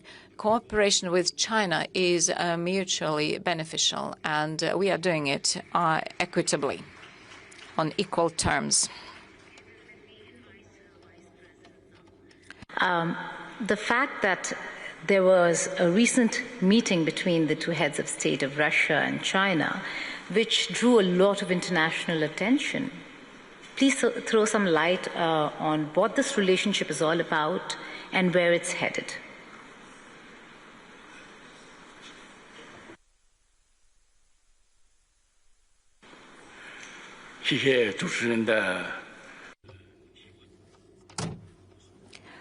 Thank you very much for your question. Yes, as President Putin described it, the cooperation in the sphere of trade between Russia and China is moving forward, and this is mutually beneficial. And in the past years, it has been developing in a stable fashion, and we see this solid growth, and there's healthy dynamics. And as you know, 2 weeks ago, President Putin completed a very successful visit to China.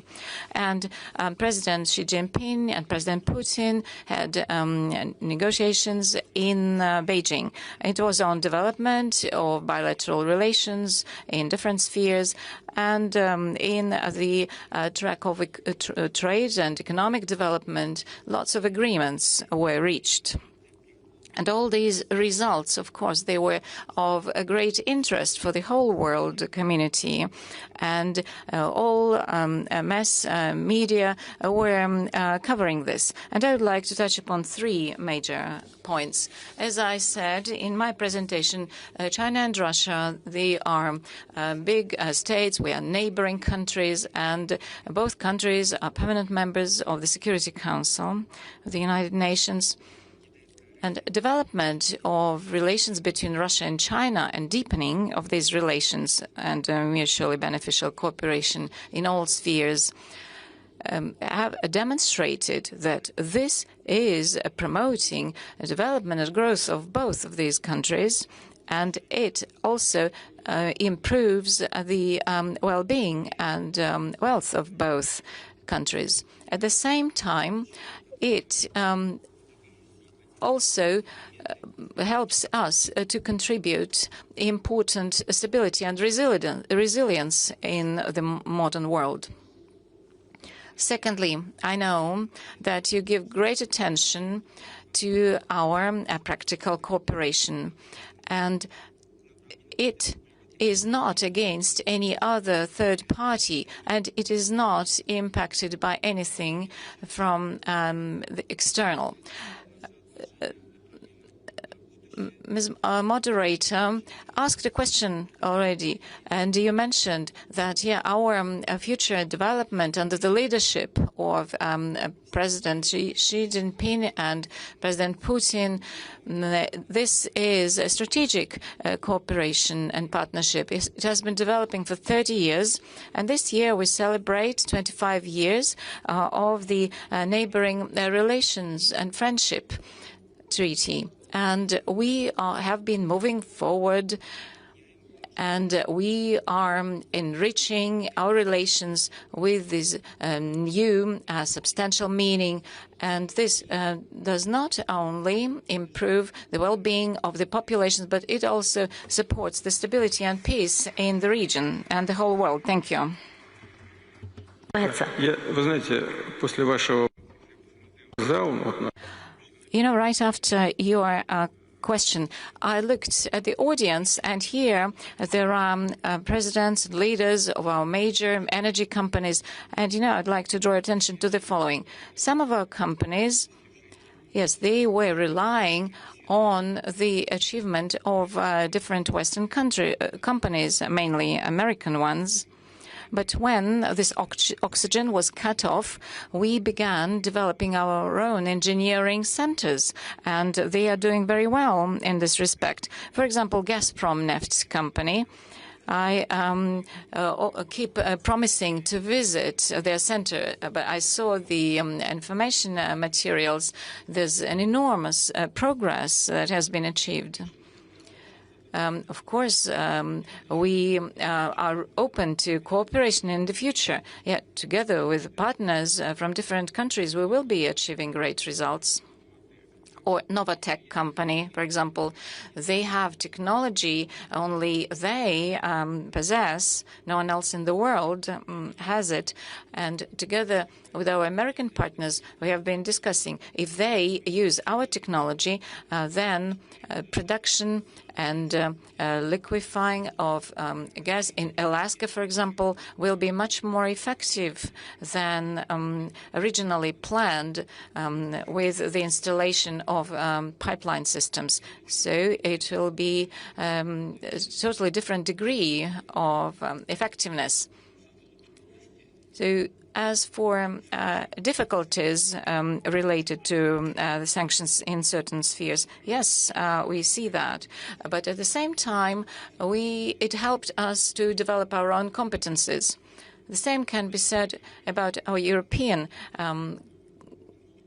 partners. For example, gas branches, they keep working with them, and our partners who were developing rapidly, if now they are leaving the market, then of course they come across difficulties, and they are not happy about it. Under the blanket, they say bad words about their governments, but they had to reconcile. So we now, they lost the Russian market, but we have increased our competences because now we have both the natural reserves and the technologies. So we see this is a very short-sighted policy for some of our partners. Thank you. Technology, and talking of technology, you're helping uranium when it comes to nuclear facility. What about countries like India, who actually have a lot of potential and need maybe assistance and partnership in the technology sphere when it comes to hydrocarbon and rare earth mineral harnessing of hydrocarbons in India? Is that something that you're looking at?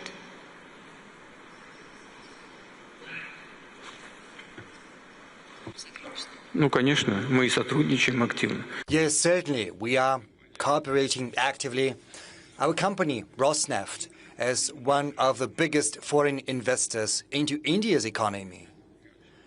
How much is that, Mr. Sechin? 220 billion? How much have you paid for the oil refinery in India? 20 billion.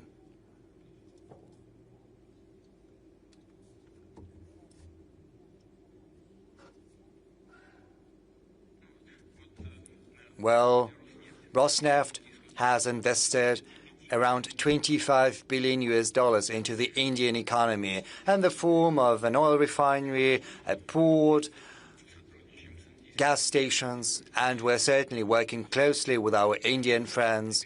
We're working together in order to bring about positive results that we are witnessing. So we're sharing technology, among other things. And the Indian people, and we have seen that for many decades of our cooperation, starting from 1947, when diplomatic relations were established. We have had very good, trust-based, brotherly relations in all senses of the word. We know how talented the Indian people is, how well educated. Indians have their great competences, which have achieved world renown, especially in coding and in other fields, in particular what you mentioned. Yes, naturally, right now Prime Minister Modi has had to introduce certain restrictions. He calls not to use personal cars, not to travel long distance due to what is happening in the Strait of Hormuz, what is currently happening in the Middle East, but the Indian government has nothing to do with that. But the Indian economy is suffering. But I think our companies did the right thing, and the Indian counterparts did the right thing when they decided to embark on this path of close cooperation. Because right now we are trying to extend a helping hand and give our shoulder increasing supplies to the Indian market and to Asia in general, and we'll certainly keep sharing our technological solutions.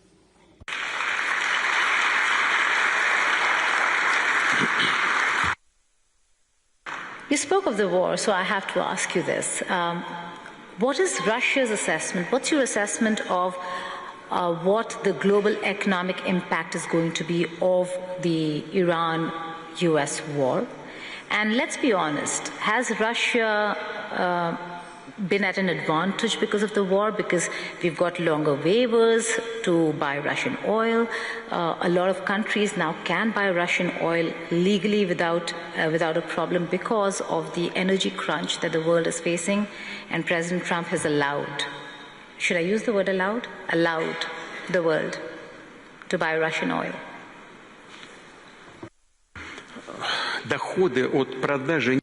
The oil and gas profits have always been important for Russia, accounting for a significant portion of our overall GDP as well as the budget revenues. But the dependency of the Russian economy as well as the Russian budget significantly over the recent years, not during the sanctions period, but overall during the recent period, and this has been a natural process. Right now, the share of the GDP that is not related to oil and gas was around 43%. A couple of years ago, that was 2022.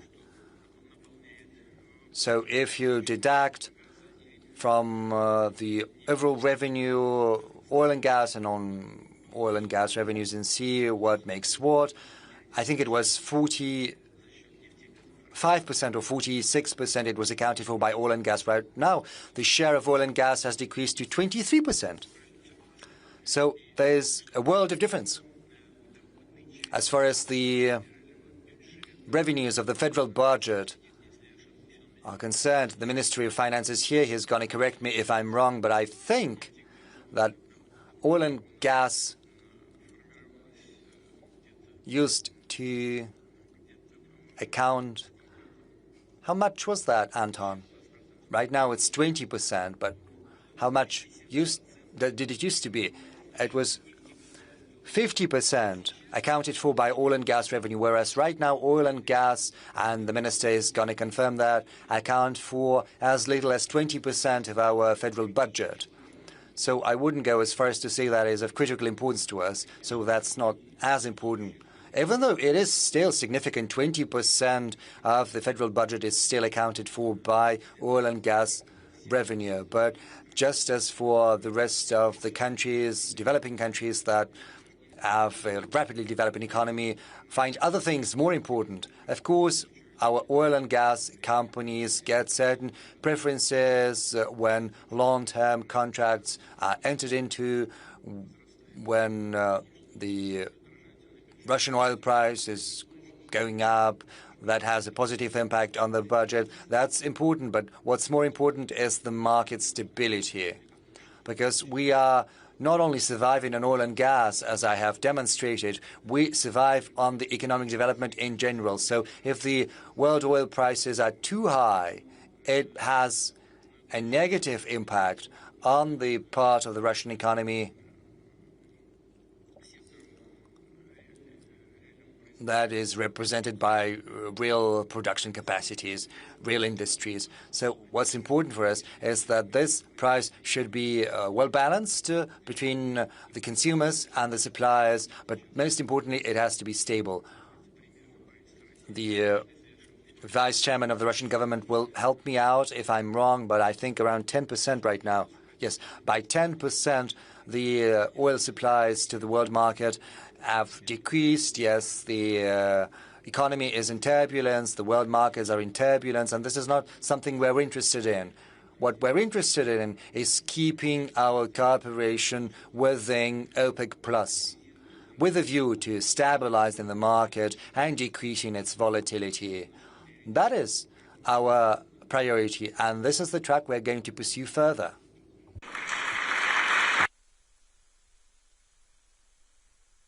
Okay, I suppose that's the reason why Saudi Arabia is the guest country this year at SPIEF. Having said that, you also spoke about payments. No? No, not just because of that. Because we're friends with Saudi Arabia, and we've been friends for many years, and we are happy to have the guests from Saudi Arabia. An energy partnership that the world will actually be looking at a time when we're faced with wars and conflicts, President Sir. But you spoke about payments. You spoke about concerns regarding payments. The fact that in a jiffy, in a moment, Russia not just can be sanctioned, but its assets can be frozen. Payments under SWIFT can be blocked. And you're left with nothing. In such a scenario, one, how do you tackle it? Secondly, why should any country then consider Russia as a consistent partner?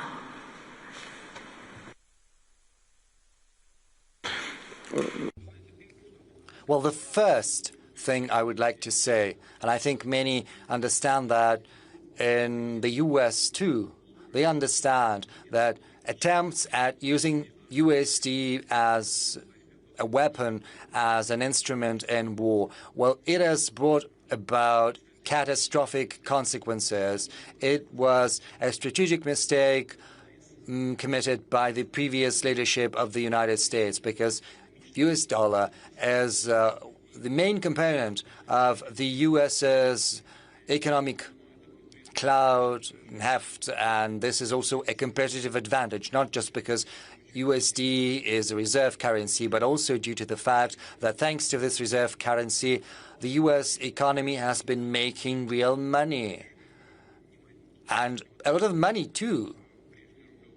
So when the previous administration chose to start using USD, which still remains a reserve currency, as an instrument for political competition, everyone started thinking. They started thinking, we too can be the object of such actions. What is going to happen to our reserves in USD? What is going to happen with our money that has been invested in American assets?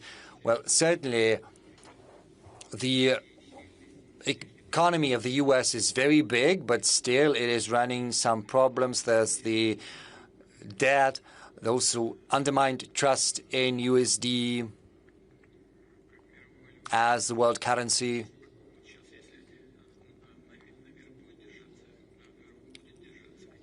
Right now, if the oil prices keep high, if the oil is expensive, it's going to affect the whole economic supply chain. And with a great deal of probability, this is going to have an effect on inflation rates in leading economies, in particular in the US economy. And inflation rate is the basic condition for the stability of USD, because it's not secured by anything. They had abandoned the gold standard in the past.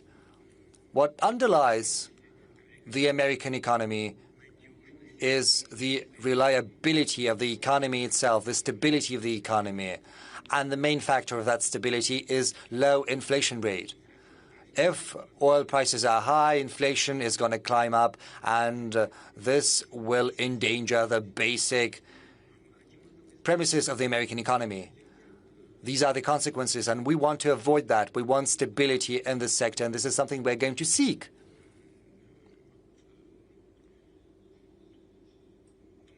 So I think everyone understands what we're saying.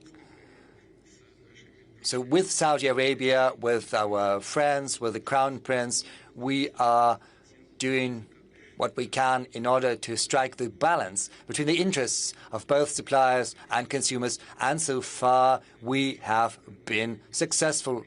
And we are immensely grateful to the Crown Prince and to all of our friends who are working in this field. Maybe we could give a chance to our guests to say a couple of words. That would be interesting.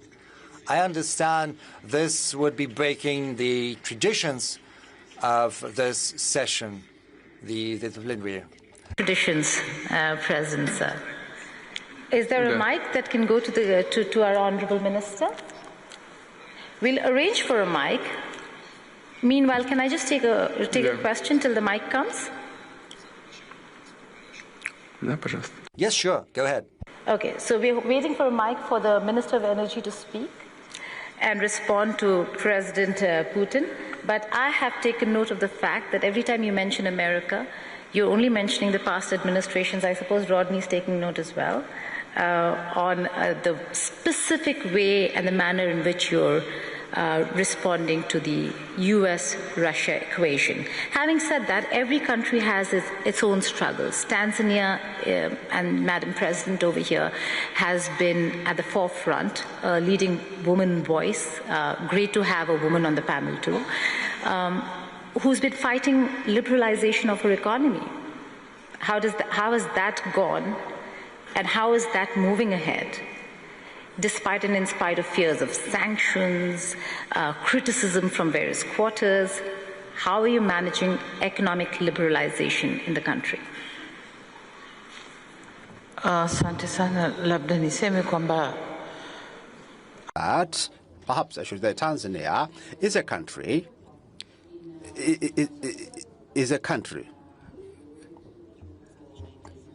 which is with a diversified economy. We don't depend on one commodity. The economy depends on agriculture, it depends on mining, it depends on tourism, it depends on many other sectors, manufacturing sector, we are also there. So all these sectors contribute together and they grow together at varying degrees, but they grow together. As such, we're determined to a level that we work with the international community, with the private sector from the international community, and the majority respond and they come to invest in Tanzania and to do business. And since 2021 to date, we have been able to attract a lot of capital, foreign direct investment from abroad. And this is what makes Tanzania to be safe in its own economy. But most importantly, Tanzania is strategically located as an epicenter or a hub of the economic corridor of the eastern part, southern Central Africa. And the port of Dar es Salaam, which saves all these other corridors and all other these countries. Therefore, Tanzania, being strategically located to save other and local countries, that by itself makes Tanzania to have a lot forms of attraction within the region. So Tanzania has a very vibrant economy, and the economy is steadily growing. We continue to grow. Since 2021, we started with 4%. And then we moved towards 4.5, 5.5, and last year we reached the 6, and we expect to head towards 6.3. But you asked me a question on to have a female president. How can you sustain your economy? Perhaps I should say that economy doesn't depend on gender of the leader. It is not dependent on gender. It depends on how you steer the affairs of the nation and how you lead the country. Whether you are a male or female, it is the strategic plans that matter. That's what matters.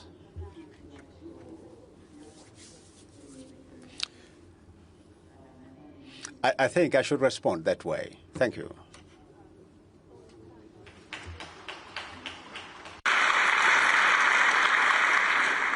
Would it be too much to ask the minister, the honourable minister, to come and respond here? Because I think we're having a bit of a problem getting the mic. Would it be too much to ask the minister to come on the stage and respond? Thank you so much for doing this. Thank you.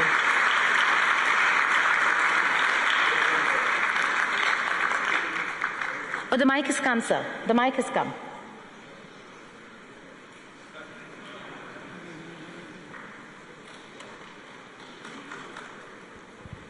Magic. Вы в России находитесь. Well, that's because you're in Russia.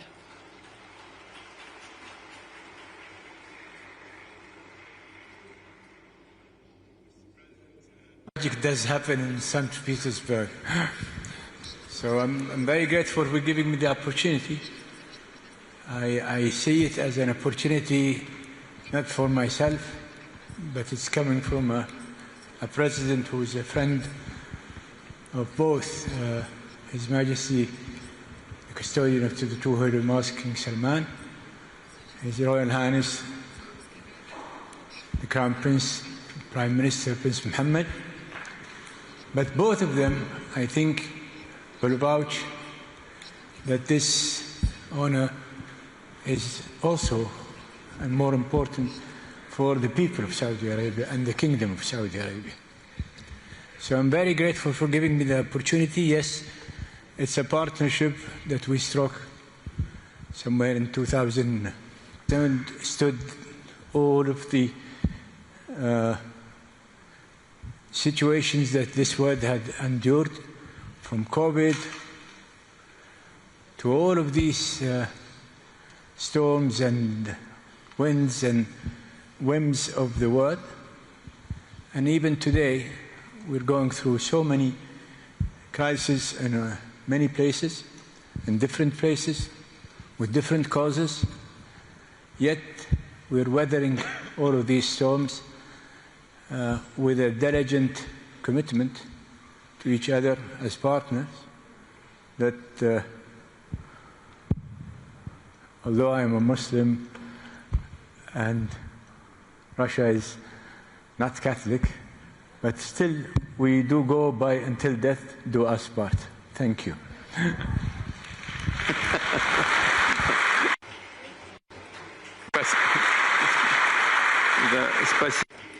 Indeed, indeed. Thank you very much, Your Excellency. But I have to draw your attention to the fact that from 10 to 15%. Yeah, I'm just waiting for you to put on the headset. Your Excellency, I would like to draw your attention to the fact that from 10 to 15%, actually up to 15% of citizens of the Russian Federations are Muslims. And they don't have any other home country. Russia is their home. They proudly call Russia their home. Can I request our moderator? Well, you were saying it yourself. We also have representatives of the European Union and the USA in this room. Maybe they would be willing to raise their hands and take the microphone and say something. Why don't we do that? We keep talking about Europe and the West and the USA. Let them speak for themselves. And take the mic and say a few words.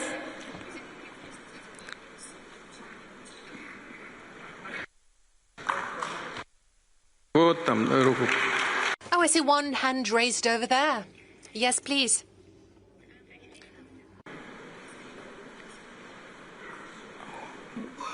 Вы куда направились-то? Вот там, вот там. Там тоже, ой, я прошу.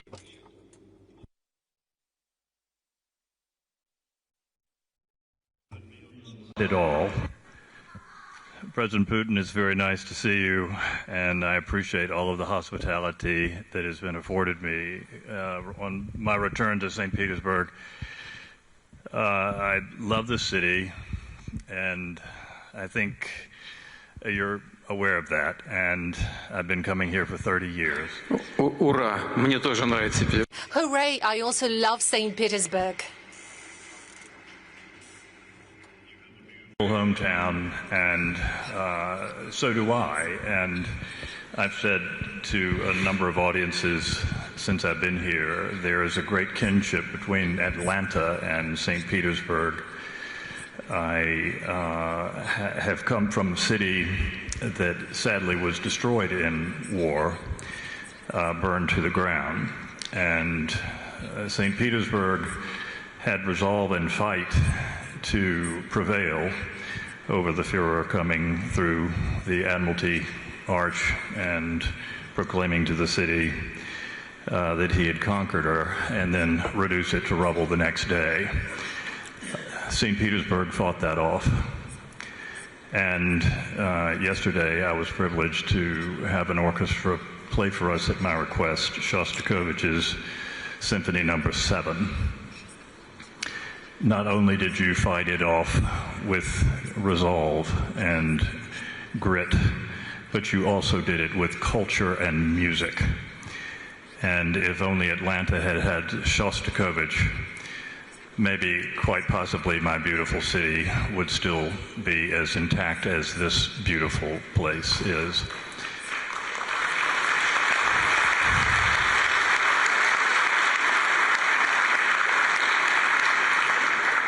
I do give a good hello from your friend, President Trump, and I am encouraged by everything that has happened since I've been here, Mr. President, and I appreciate the offer to speak.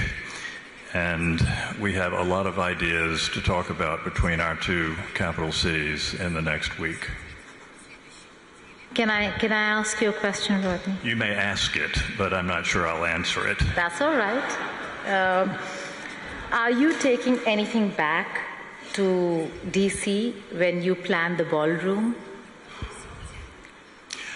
Explain your question a little bit better. Have I learned more from St. Petersburg architecture about the ballroom? No. Will you be inspired while creating the ballroom in Washington, D.C. at the White House? I have already been inspired by St. Petersburg ballrooms in my lifetime and have done a lot of work in your cathedrals and your palaces. So the answer is yes.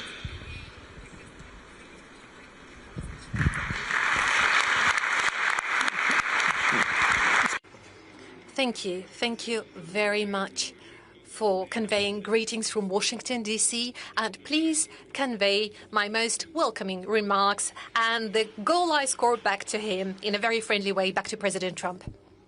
I have some And thank you very much indeed for your kind words. They indeed are very well taken. Thank you for your kind words from the bottom of your heart that you expressed about St. Petersburg. Questions to ask, but before that we had opened the floor for our European friends here, and that lady over there. Can a mic go to her, please?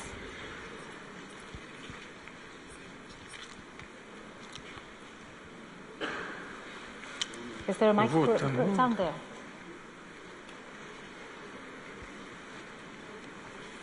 Ну, туда, пожалуйста. That way, please.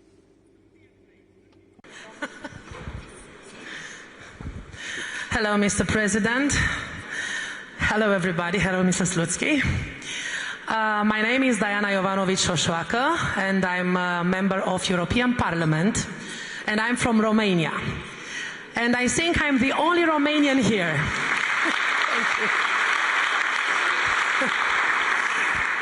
I would like to tell you that Romanian people do not hate you. Romanian people want peace with Russia. We don't want that to help Ukrainian. We don't want to give them money and arms, but unfortunately, Romania is leading from Brussels. And I cannot send you a warm hello from our president because we do not have a president. From our point of view, I'm the president of a political party, SOS Romania, which is parliamentarian and Euro-parliamentarian political party and only opposition in Romania. And Mr. President, I would like to tell you that I was senator in Romanian parliament in 2023, I think, when Zelensky wanted to talk in my Romanian parliament. And I didn't let him, and I get him out of Romanian parliament.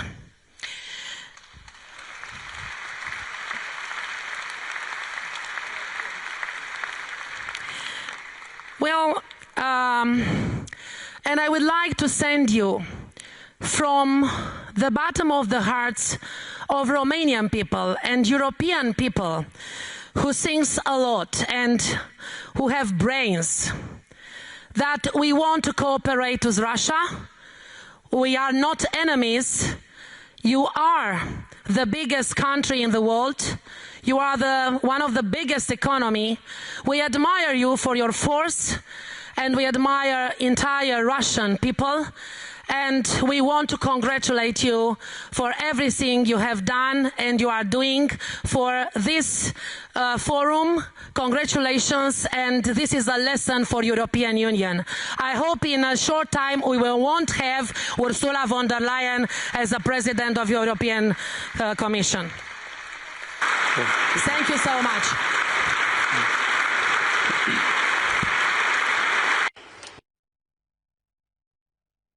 Thank you very much indeed. You're very much welcome. Frankly speaking, I cannot, and frankly speaking, I don't want to comment on the domestic affairs of Romania, but we have our friend from Saudi Arabia, His Excellency, mentioning that Russia is largely an Orthodox country still. Well, Romania is also Orthodox. So my request is, please convey the warmest greetings and best wishes to all Orthodox people in Romania.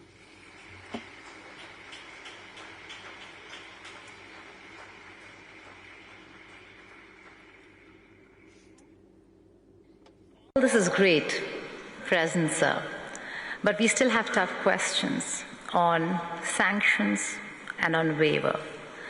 It comes at a time, and I ask you, and we're going to discuss this only because of the Iran-US war, a war that has shut down one of the most critical maritime routes. Okay, please go ahead, madam. This is a major derail. Спасибо вам. Извините. Меня зовут... I apologize. My name is Karin Kneissel. I came from the south. 2.5 years ago, no, I was wrong in using the word south. No, I came from the west. I'm originally from Lebanon. I'm so happy for the opportunity to live and work in Russia. Thank you for this opportunity. Unfortunately, in the West, they are so convinced that I used to work for Russia 40 years ago.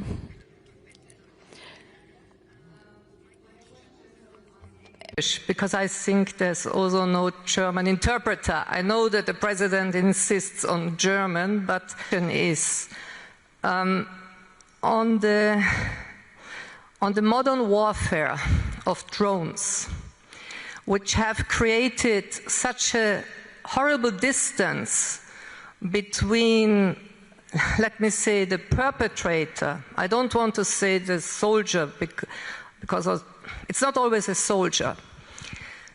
And the target. There is now a sort of technical, artificial distance, which is creating a new form of cruelty. And we don't anymore have any sort of code of honor between the parties. It was different still in World War I. How do you see this modern warfare in which the Russian army and the Ukrainian army have gained special experience? Here in St. Petersburg, about 140 years ago, Tsar Nikolai II launched a conference on disarmament. His ambassador Martin said, whenever we don't have a strict law how to do the war, let public conscience speak. May I ask you about this warfare? How can we handle it? How can how can it be done or be finished? Thank you.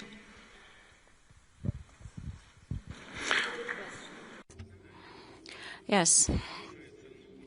As for these new means of war and warfare, yes, they have appeared regularly, and the international community always tries to respond to it. For example, the ban on the use of explosives and mines. But we see that many countries, they deviate from this, and we see what is supplied by the Western states to the Ukrainian troops. Even these forbidden warfare. As for these drones and UAVs, yes, this is the new reality. And mainly, of course, they are supplied to Ukraine from the Western states. In Ukraine, they are only assembled, although it seems that they try to engineer some of these drones themselves. They're not very successful in that. What can be done? As I said yesterday at the meeting with the media representatives, we need to reinforce our aircraft defense, air defense systems, and do everything possible in this respect. And unlike the Ukrainian troops, we have the whole range of technologies and resources for developing this. We have schools, we have training centers, we have a developed industry. And it is an opportunity to implement all the plans we have set for ourselves.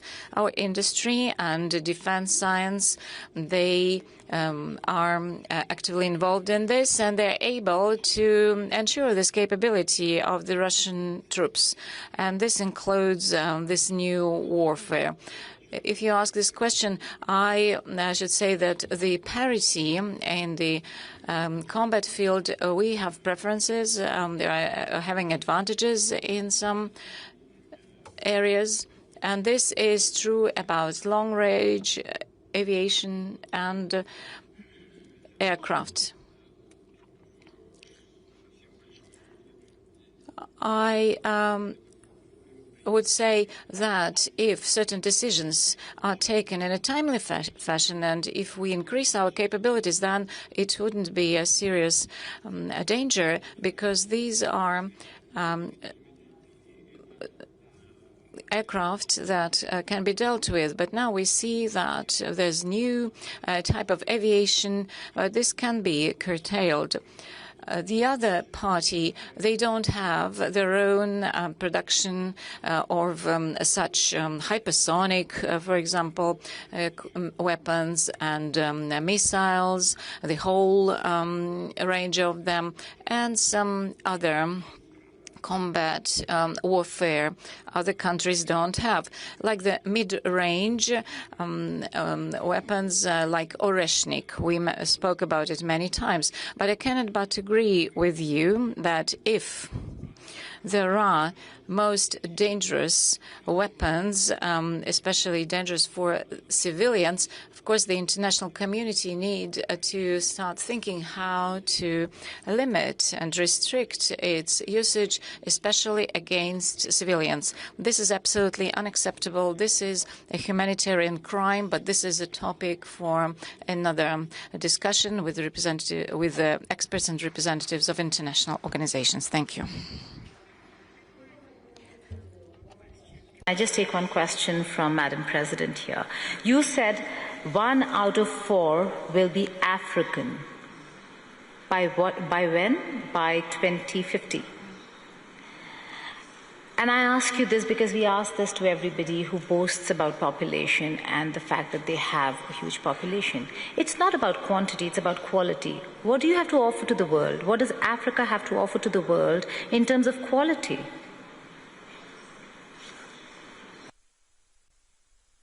Asante. Thank you. We have as the African continent, we recognize the fact that during this period, in this era, we're supposed to develop and to promote our human capital, to develop human capital. That's critical for Africa.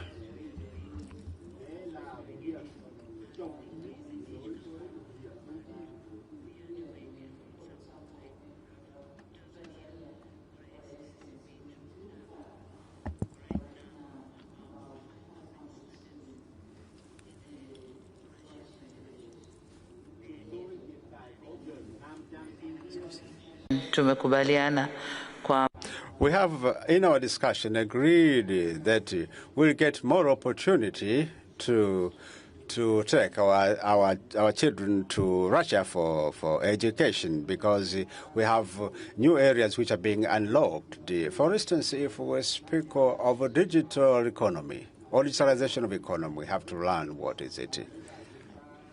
When we speak of nuclear energy, we also need to get nuclear engineers. We need to get all the experts who can work in that field. So development of human capital, that is the direction we want to take. It is critical to our development, but secondly, especially for Africa, it is to give the opportunity to women, because currently in Africa, the doors which were closed, they are now unlocked, they're opened, especially for us who have worked through the doors. We have the responsibility to develop others, to make sure that an African girl has the hope for the future and understand that she is the part of the nation building. As we were told in as it is explicit in the Sustainable Development Goals, that we don't have to leave anyone behind.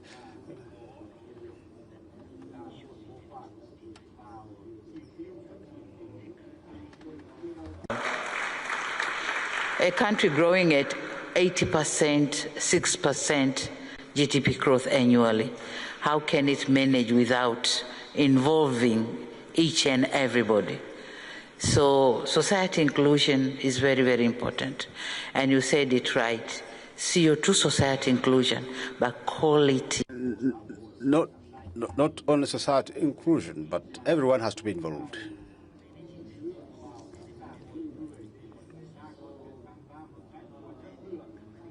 As I rightly said, that by that year, one out of four will be an African by 2050, because African population is growing at a higher rate, and we're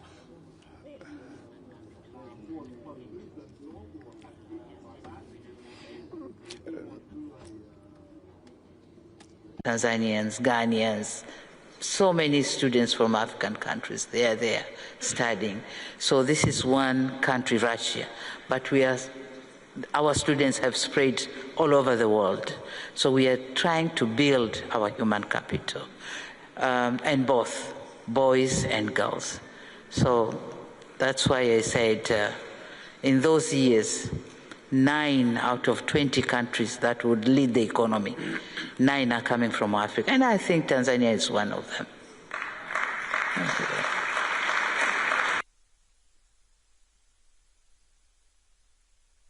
Now I'll go back to the war question, the Iran-US war.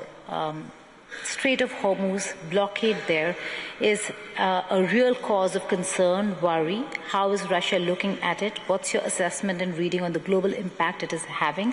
Apart from the fact that, yes, Russia maybe has had a bit of an advantage, what's the assessment of the blockade and the attack on Iran? Would you consider it provoked or unprovoked?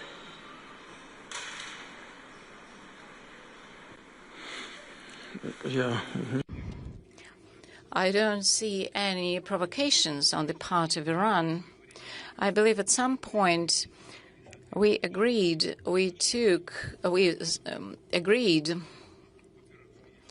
on the Iranian nuclear program, and everything was under control in the IAEA. But then the scenario changed completely, and this led to the tragedy we're observing now. And this is attack on Iran, and there were civilian losses, we know it very well. And the relations between the neighboring states aggravated, and we know this very well because we have very good friendly relations with the countries of the Gulf. And I kept saying this yesterday.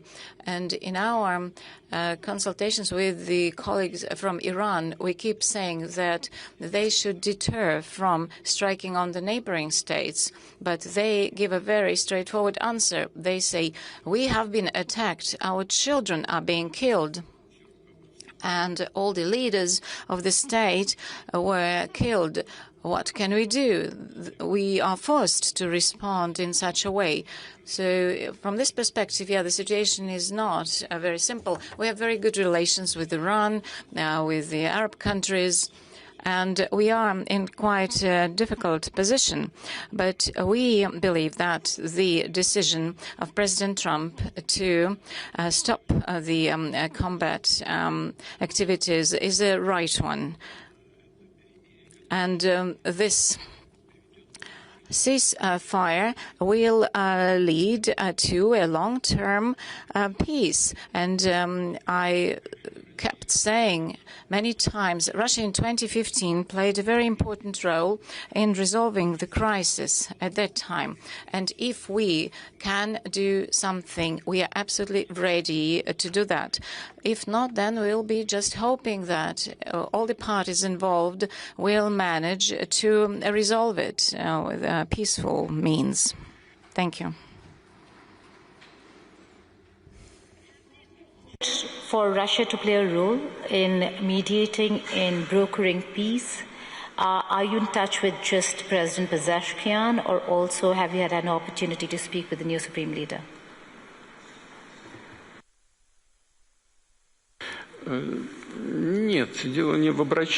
Well, this is not about them approaching us.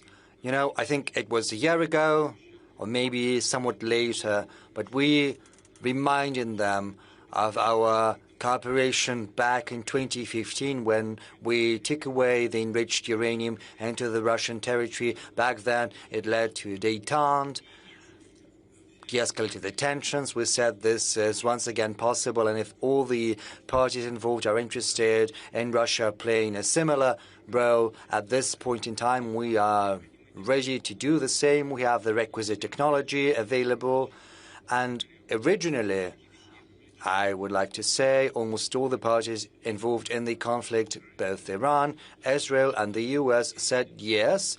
They said it was interesting, this could be considered. But then they started to toughen their requirements, and this has brought about the current situation. Our proposal remains on the table. We're not insisting on anything. Should the parties involved in the conflict arrive at a conclusion that this is a good proposal, we'll be happy to help. If not, we will simply follow the situation, and as far as we can, we will try to help alleviate somewhat the tensions around this situation.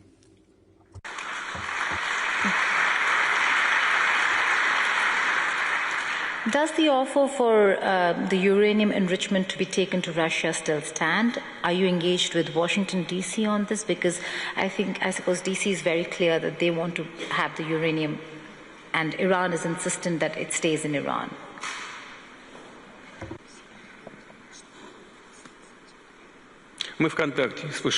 We're in contact both with Washington and Tehran and with Tel Aviv as well.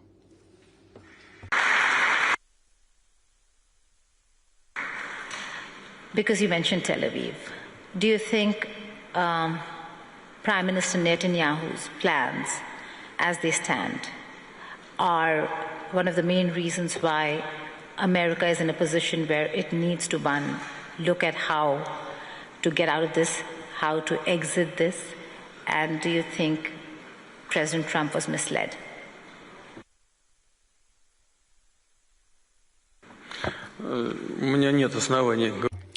Well, I have no grounds to believe that President Trump was misled because he's a very mature person, a very experienced politician. I don't think anyone from outside can exert any significant influence on him.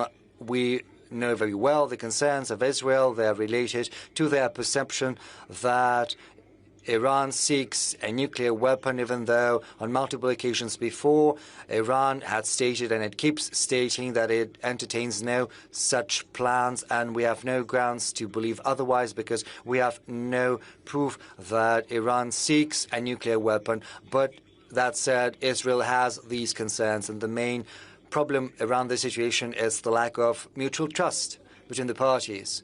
And in this particular case, it is important to place these materials under the IAEA control. IAEA is an international organization, and the leader of the IAEA was here in contact with us because the start was given to the construction of a nuclear power plant in Uzbekistan. So if it's placed under the IAEA control, I see no problem with that. As for agreeing on the level of enrichment within Iran, this is another matter entirely. I think it's less acute. I think Iran is entitled to a peaceful nuclear program, and we cooperate with Iran in peaceful nuclear energy. We build an energy unit of an NPP in Bushehr in Iran. It's operational, and we keep constructing another 2 energy units, and our experts are on the ground. Most of the personnel has been evacuated because Bushehr is almost on the coast of the Strait of Hormuz.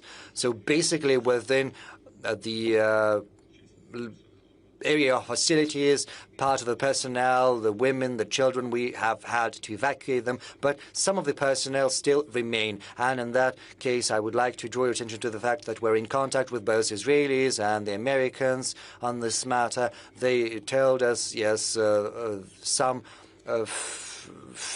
some things, missiles fell. Next, that was a coincidence, that was not deliberate. There are no grounds that it would be repeated, and we have no grounds not to believe them. We see Israel's concerns, and also we see there is a willingness to ensure the safety and security of the NPP in Bushehr, but it's quite otherwise in Zaporozhye, where there's the NPP and where the Ukrainian armed forces are constantly carrying out strikes next to the station in the proximity. And there was a recent strike. I think they lost their minds. They struck against the energy unit, but luckily there has been no consequences. It has been shut down, but it was not damaged. And yet the situation is very, very dangerous because there's this spent nuclear fuel, and should the vessels carrying them be damaged, a very big question begs itself where the wind is going to blow, and there's no guarantees that it's going to blow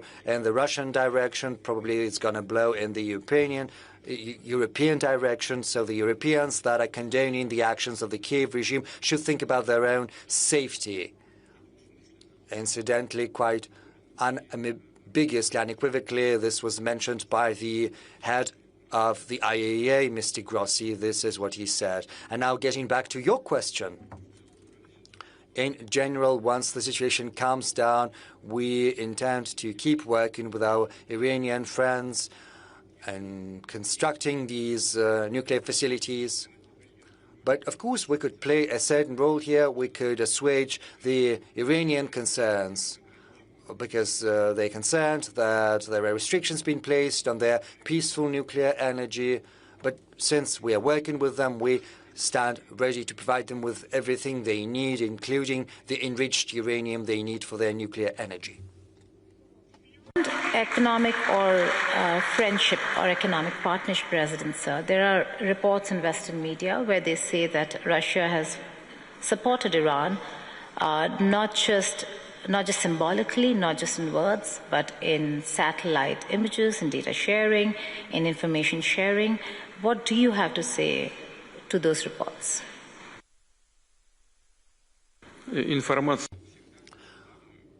Well, information is always on the table. Some modern control means are dual use. I don't know for sure, but I think Iranians could have been getting information not just from our satellites, but also from commercial satellites.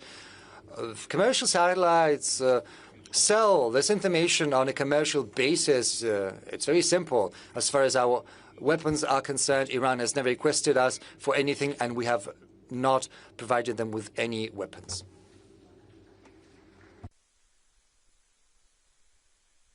But these wars today have shown a different side of modern warfare. Drone technology, whether it's Ukraine or for that matter Iran, way ahead in drone technology, in the use of artificial intelligence. How does Russia fare, and what's your assessment on what you want to do, and reading on Ukraine's drone technology, Iran's drone technology?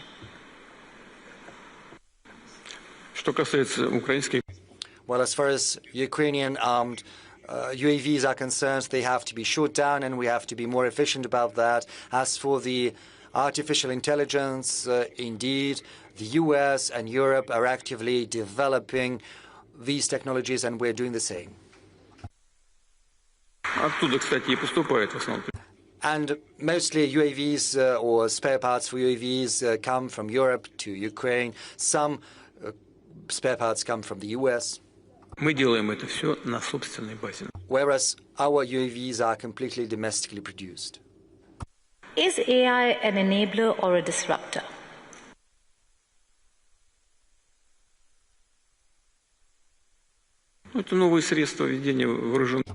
Well, this is a new means of warfare. There's nothing strange about that, or nothing new. Everyone starts getting ready once it has already become part of real life, real warfare. But these are not the only means of carrying out warfare. The outcome is assured through a combination of forces and instruments and tools, and most importantly, thanks to the motivation, the morale of the armed forces themselves. It is also assured through internal cohesion and society of the society. Say, these UAVs carried out a strike against a coal port. So they created some noise. There was this fire because of the coal. Did they achieve something? Yes, they did. Is that a decisive factor for achieving their goals? No, it's not. Because you need internal cohesion and union in society. You have to have your own industrial base for defense industry. You have to have your own scientific base and your own resource base. Russia has all of that. And we do that, and we will do that. So the sooner those who are fighting us understand that, the better it's going to be for them. We're coming to the fag end, but I still have a few questions. Yes, I'm sorry. You spoke about Iran, and we have to do them credit. Iran manages to assure internal stability within its society. This is an incontestable fact. Once the hostilities started, some in the West thought that the country would crumble from the inside, but it didn't happen. This analysis proved to be erroneous. Quite the contrary. As we can see, the Iranian society is getting increasingly consolidated. You must have seen it. You must have heard it a month ago or so. Once the conflict was launched, the first strikes were carried out. The Iranian regime, the leadership made an appeal, sacrifice your life for Iran. 5 million people volunteered, and now more than 10 million, and all of them volunteered to sacrifice their own life for the sake of their country. And this is a fact. And this is something you have to keep in mind all the time. And, well, that is what applies to the conflict in Iran. Also, sir, dissent also has to be recognized by countries and leaders. There's dissent in Tanzania, there's dissent in Russia, there's dissent in Uzbekistan, in China, including India. How do you see dissent, and how do you engage the youth?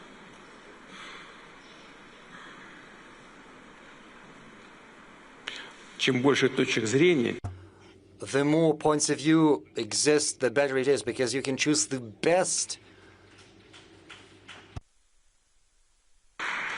Okay, I have to ask my India question. Yesterday, you were meeting with some of the editors, and you spoke about Su-57s and that it was an offer for a collaboration. Does that offer still stand? What are the details? And what's the conversation you're having with New Delhi?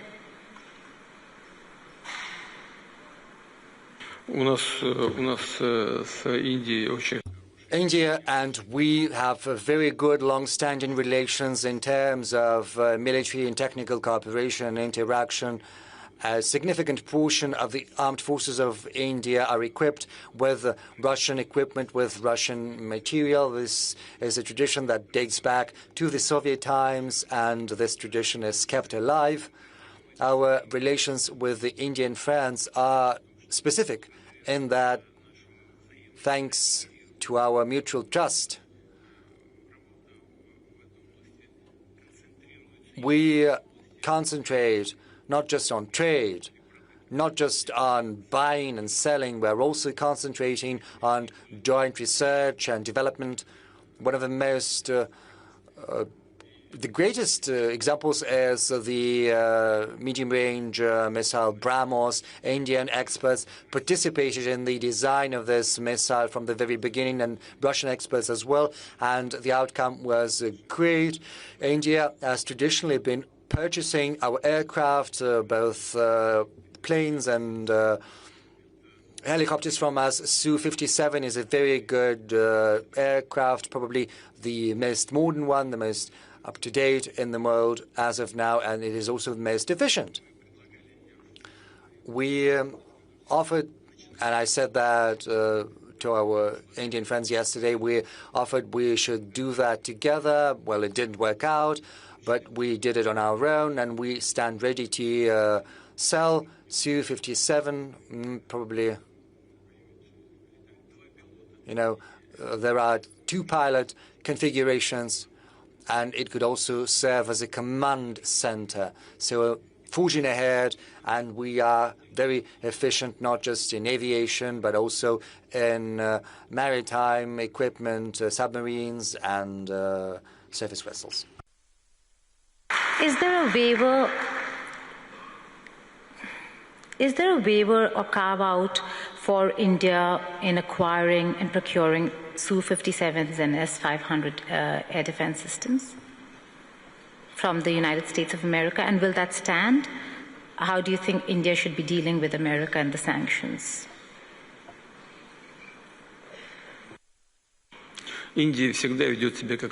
Well, I would say India always acts as a sovereign country, and under the leadership of Prime Minister Modi, any potential threats of sanctions would boomerang immediately. And I know that for sure we've been in close talks with Prime Minister Modi for a long while, and he knows that for sure. We all remember time when Prime Minister Modi was banned from going to the territory of the United States of America. And I know that Prime Minister Modi would never forget about it. Now he's a Prime Minister, all the sanctions have been eliminated, and the relationship between the USA and India are developing successfully, as I understand. And India is a sovereign country, and it is free to choose those products that they consider to be most up-to-date and most applicable for them, and obviously offering the best price-quality ratio. No matter what people say, India has always been acting in this manner. How? Well, India is always guided by its national interests. Of course, that is a very sensitive area, the defense area. But one thing is particularly important. It is crucially important. And the thing is that our cooperation with India, just like with all other partners of ours, is not subject to political environment. We can't be dictated. Do not deliver that to India. Nobody can dictate us, and nobody would even try to do that. We are always going to do what we consider to be right, and we will always stand true to commitments given to our partners, especially such partners as India. And in this spirit, according to those rules, we do our business, and this is how we're determined to continue. I began the session by saying we can't be dictated to, and my co-moderator, President Putin, has said the same. On that note, we end the session. Thank you so much for joining us.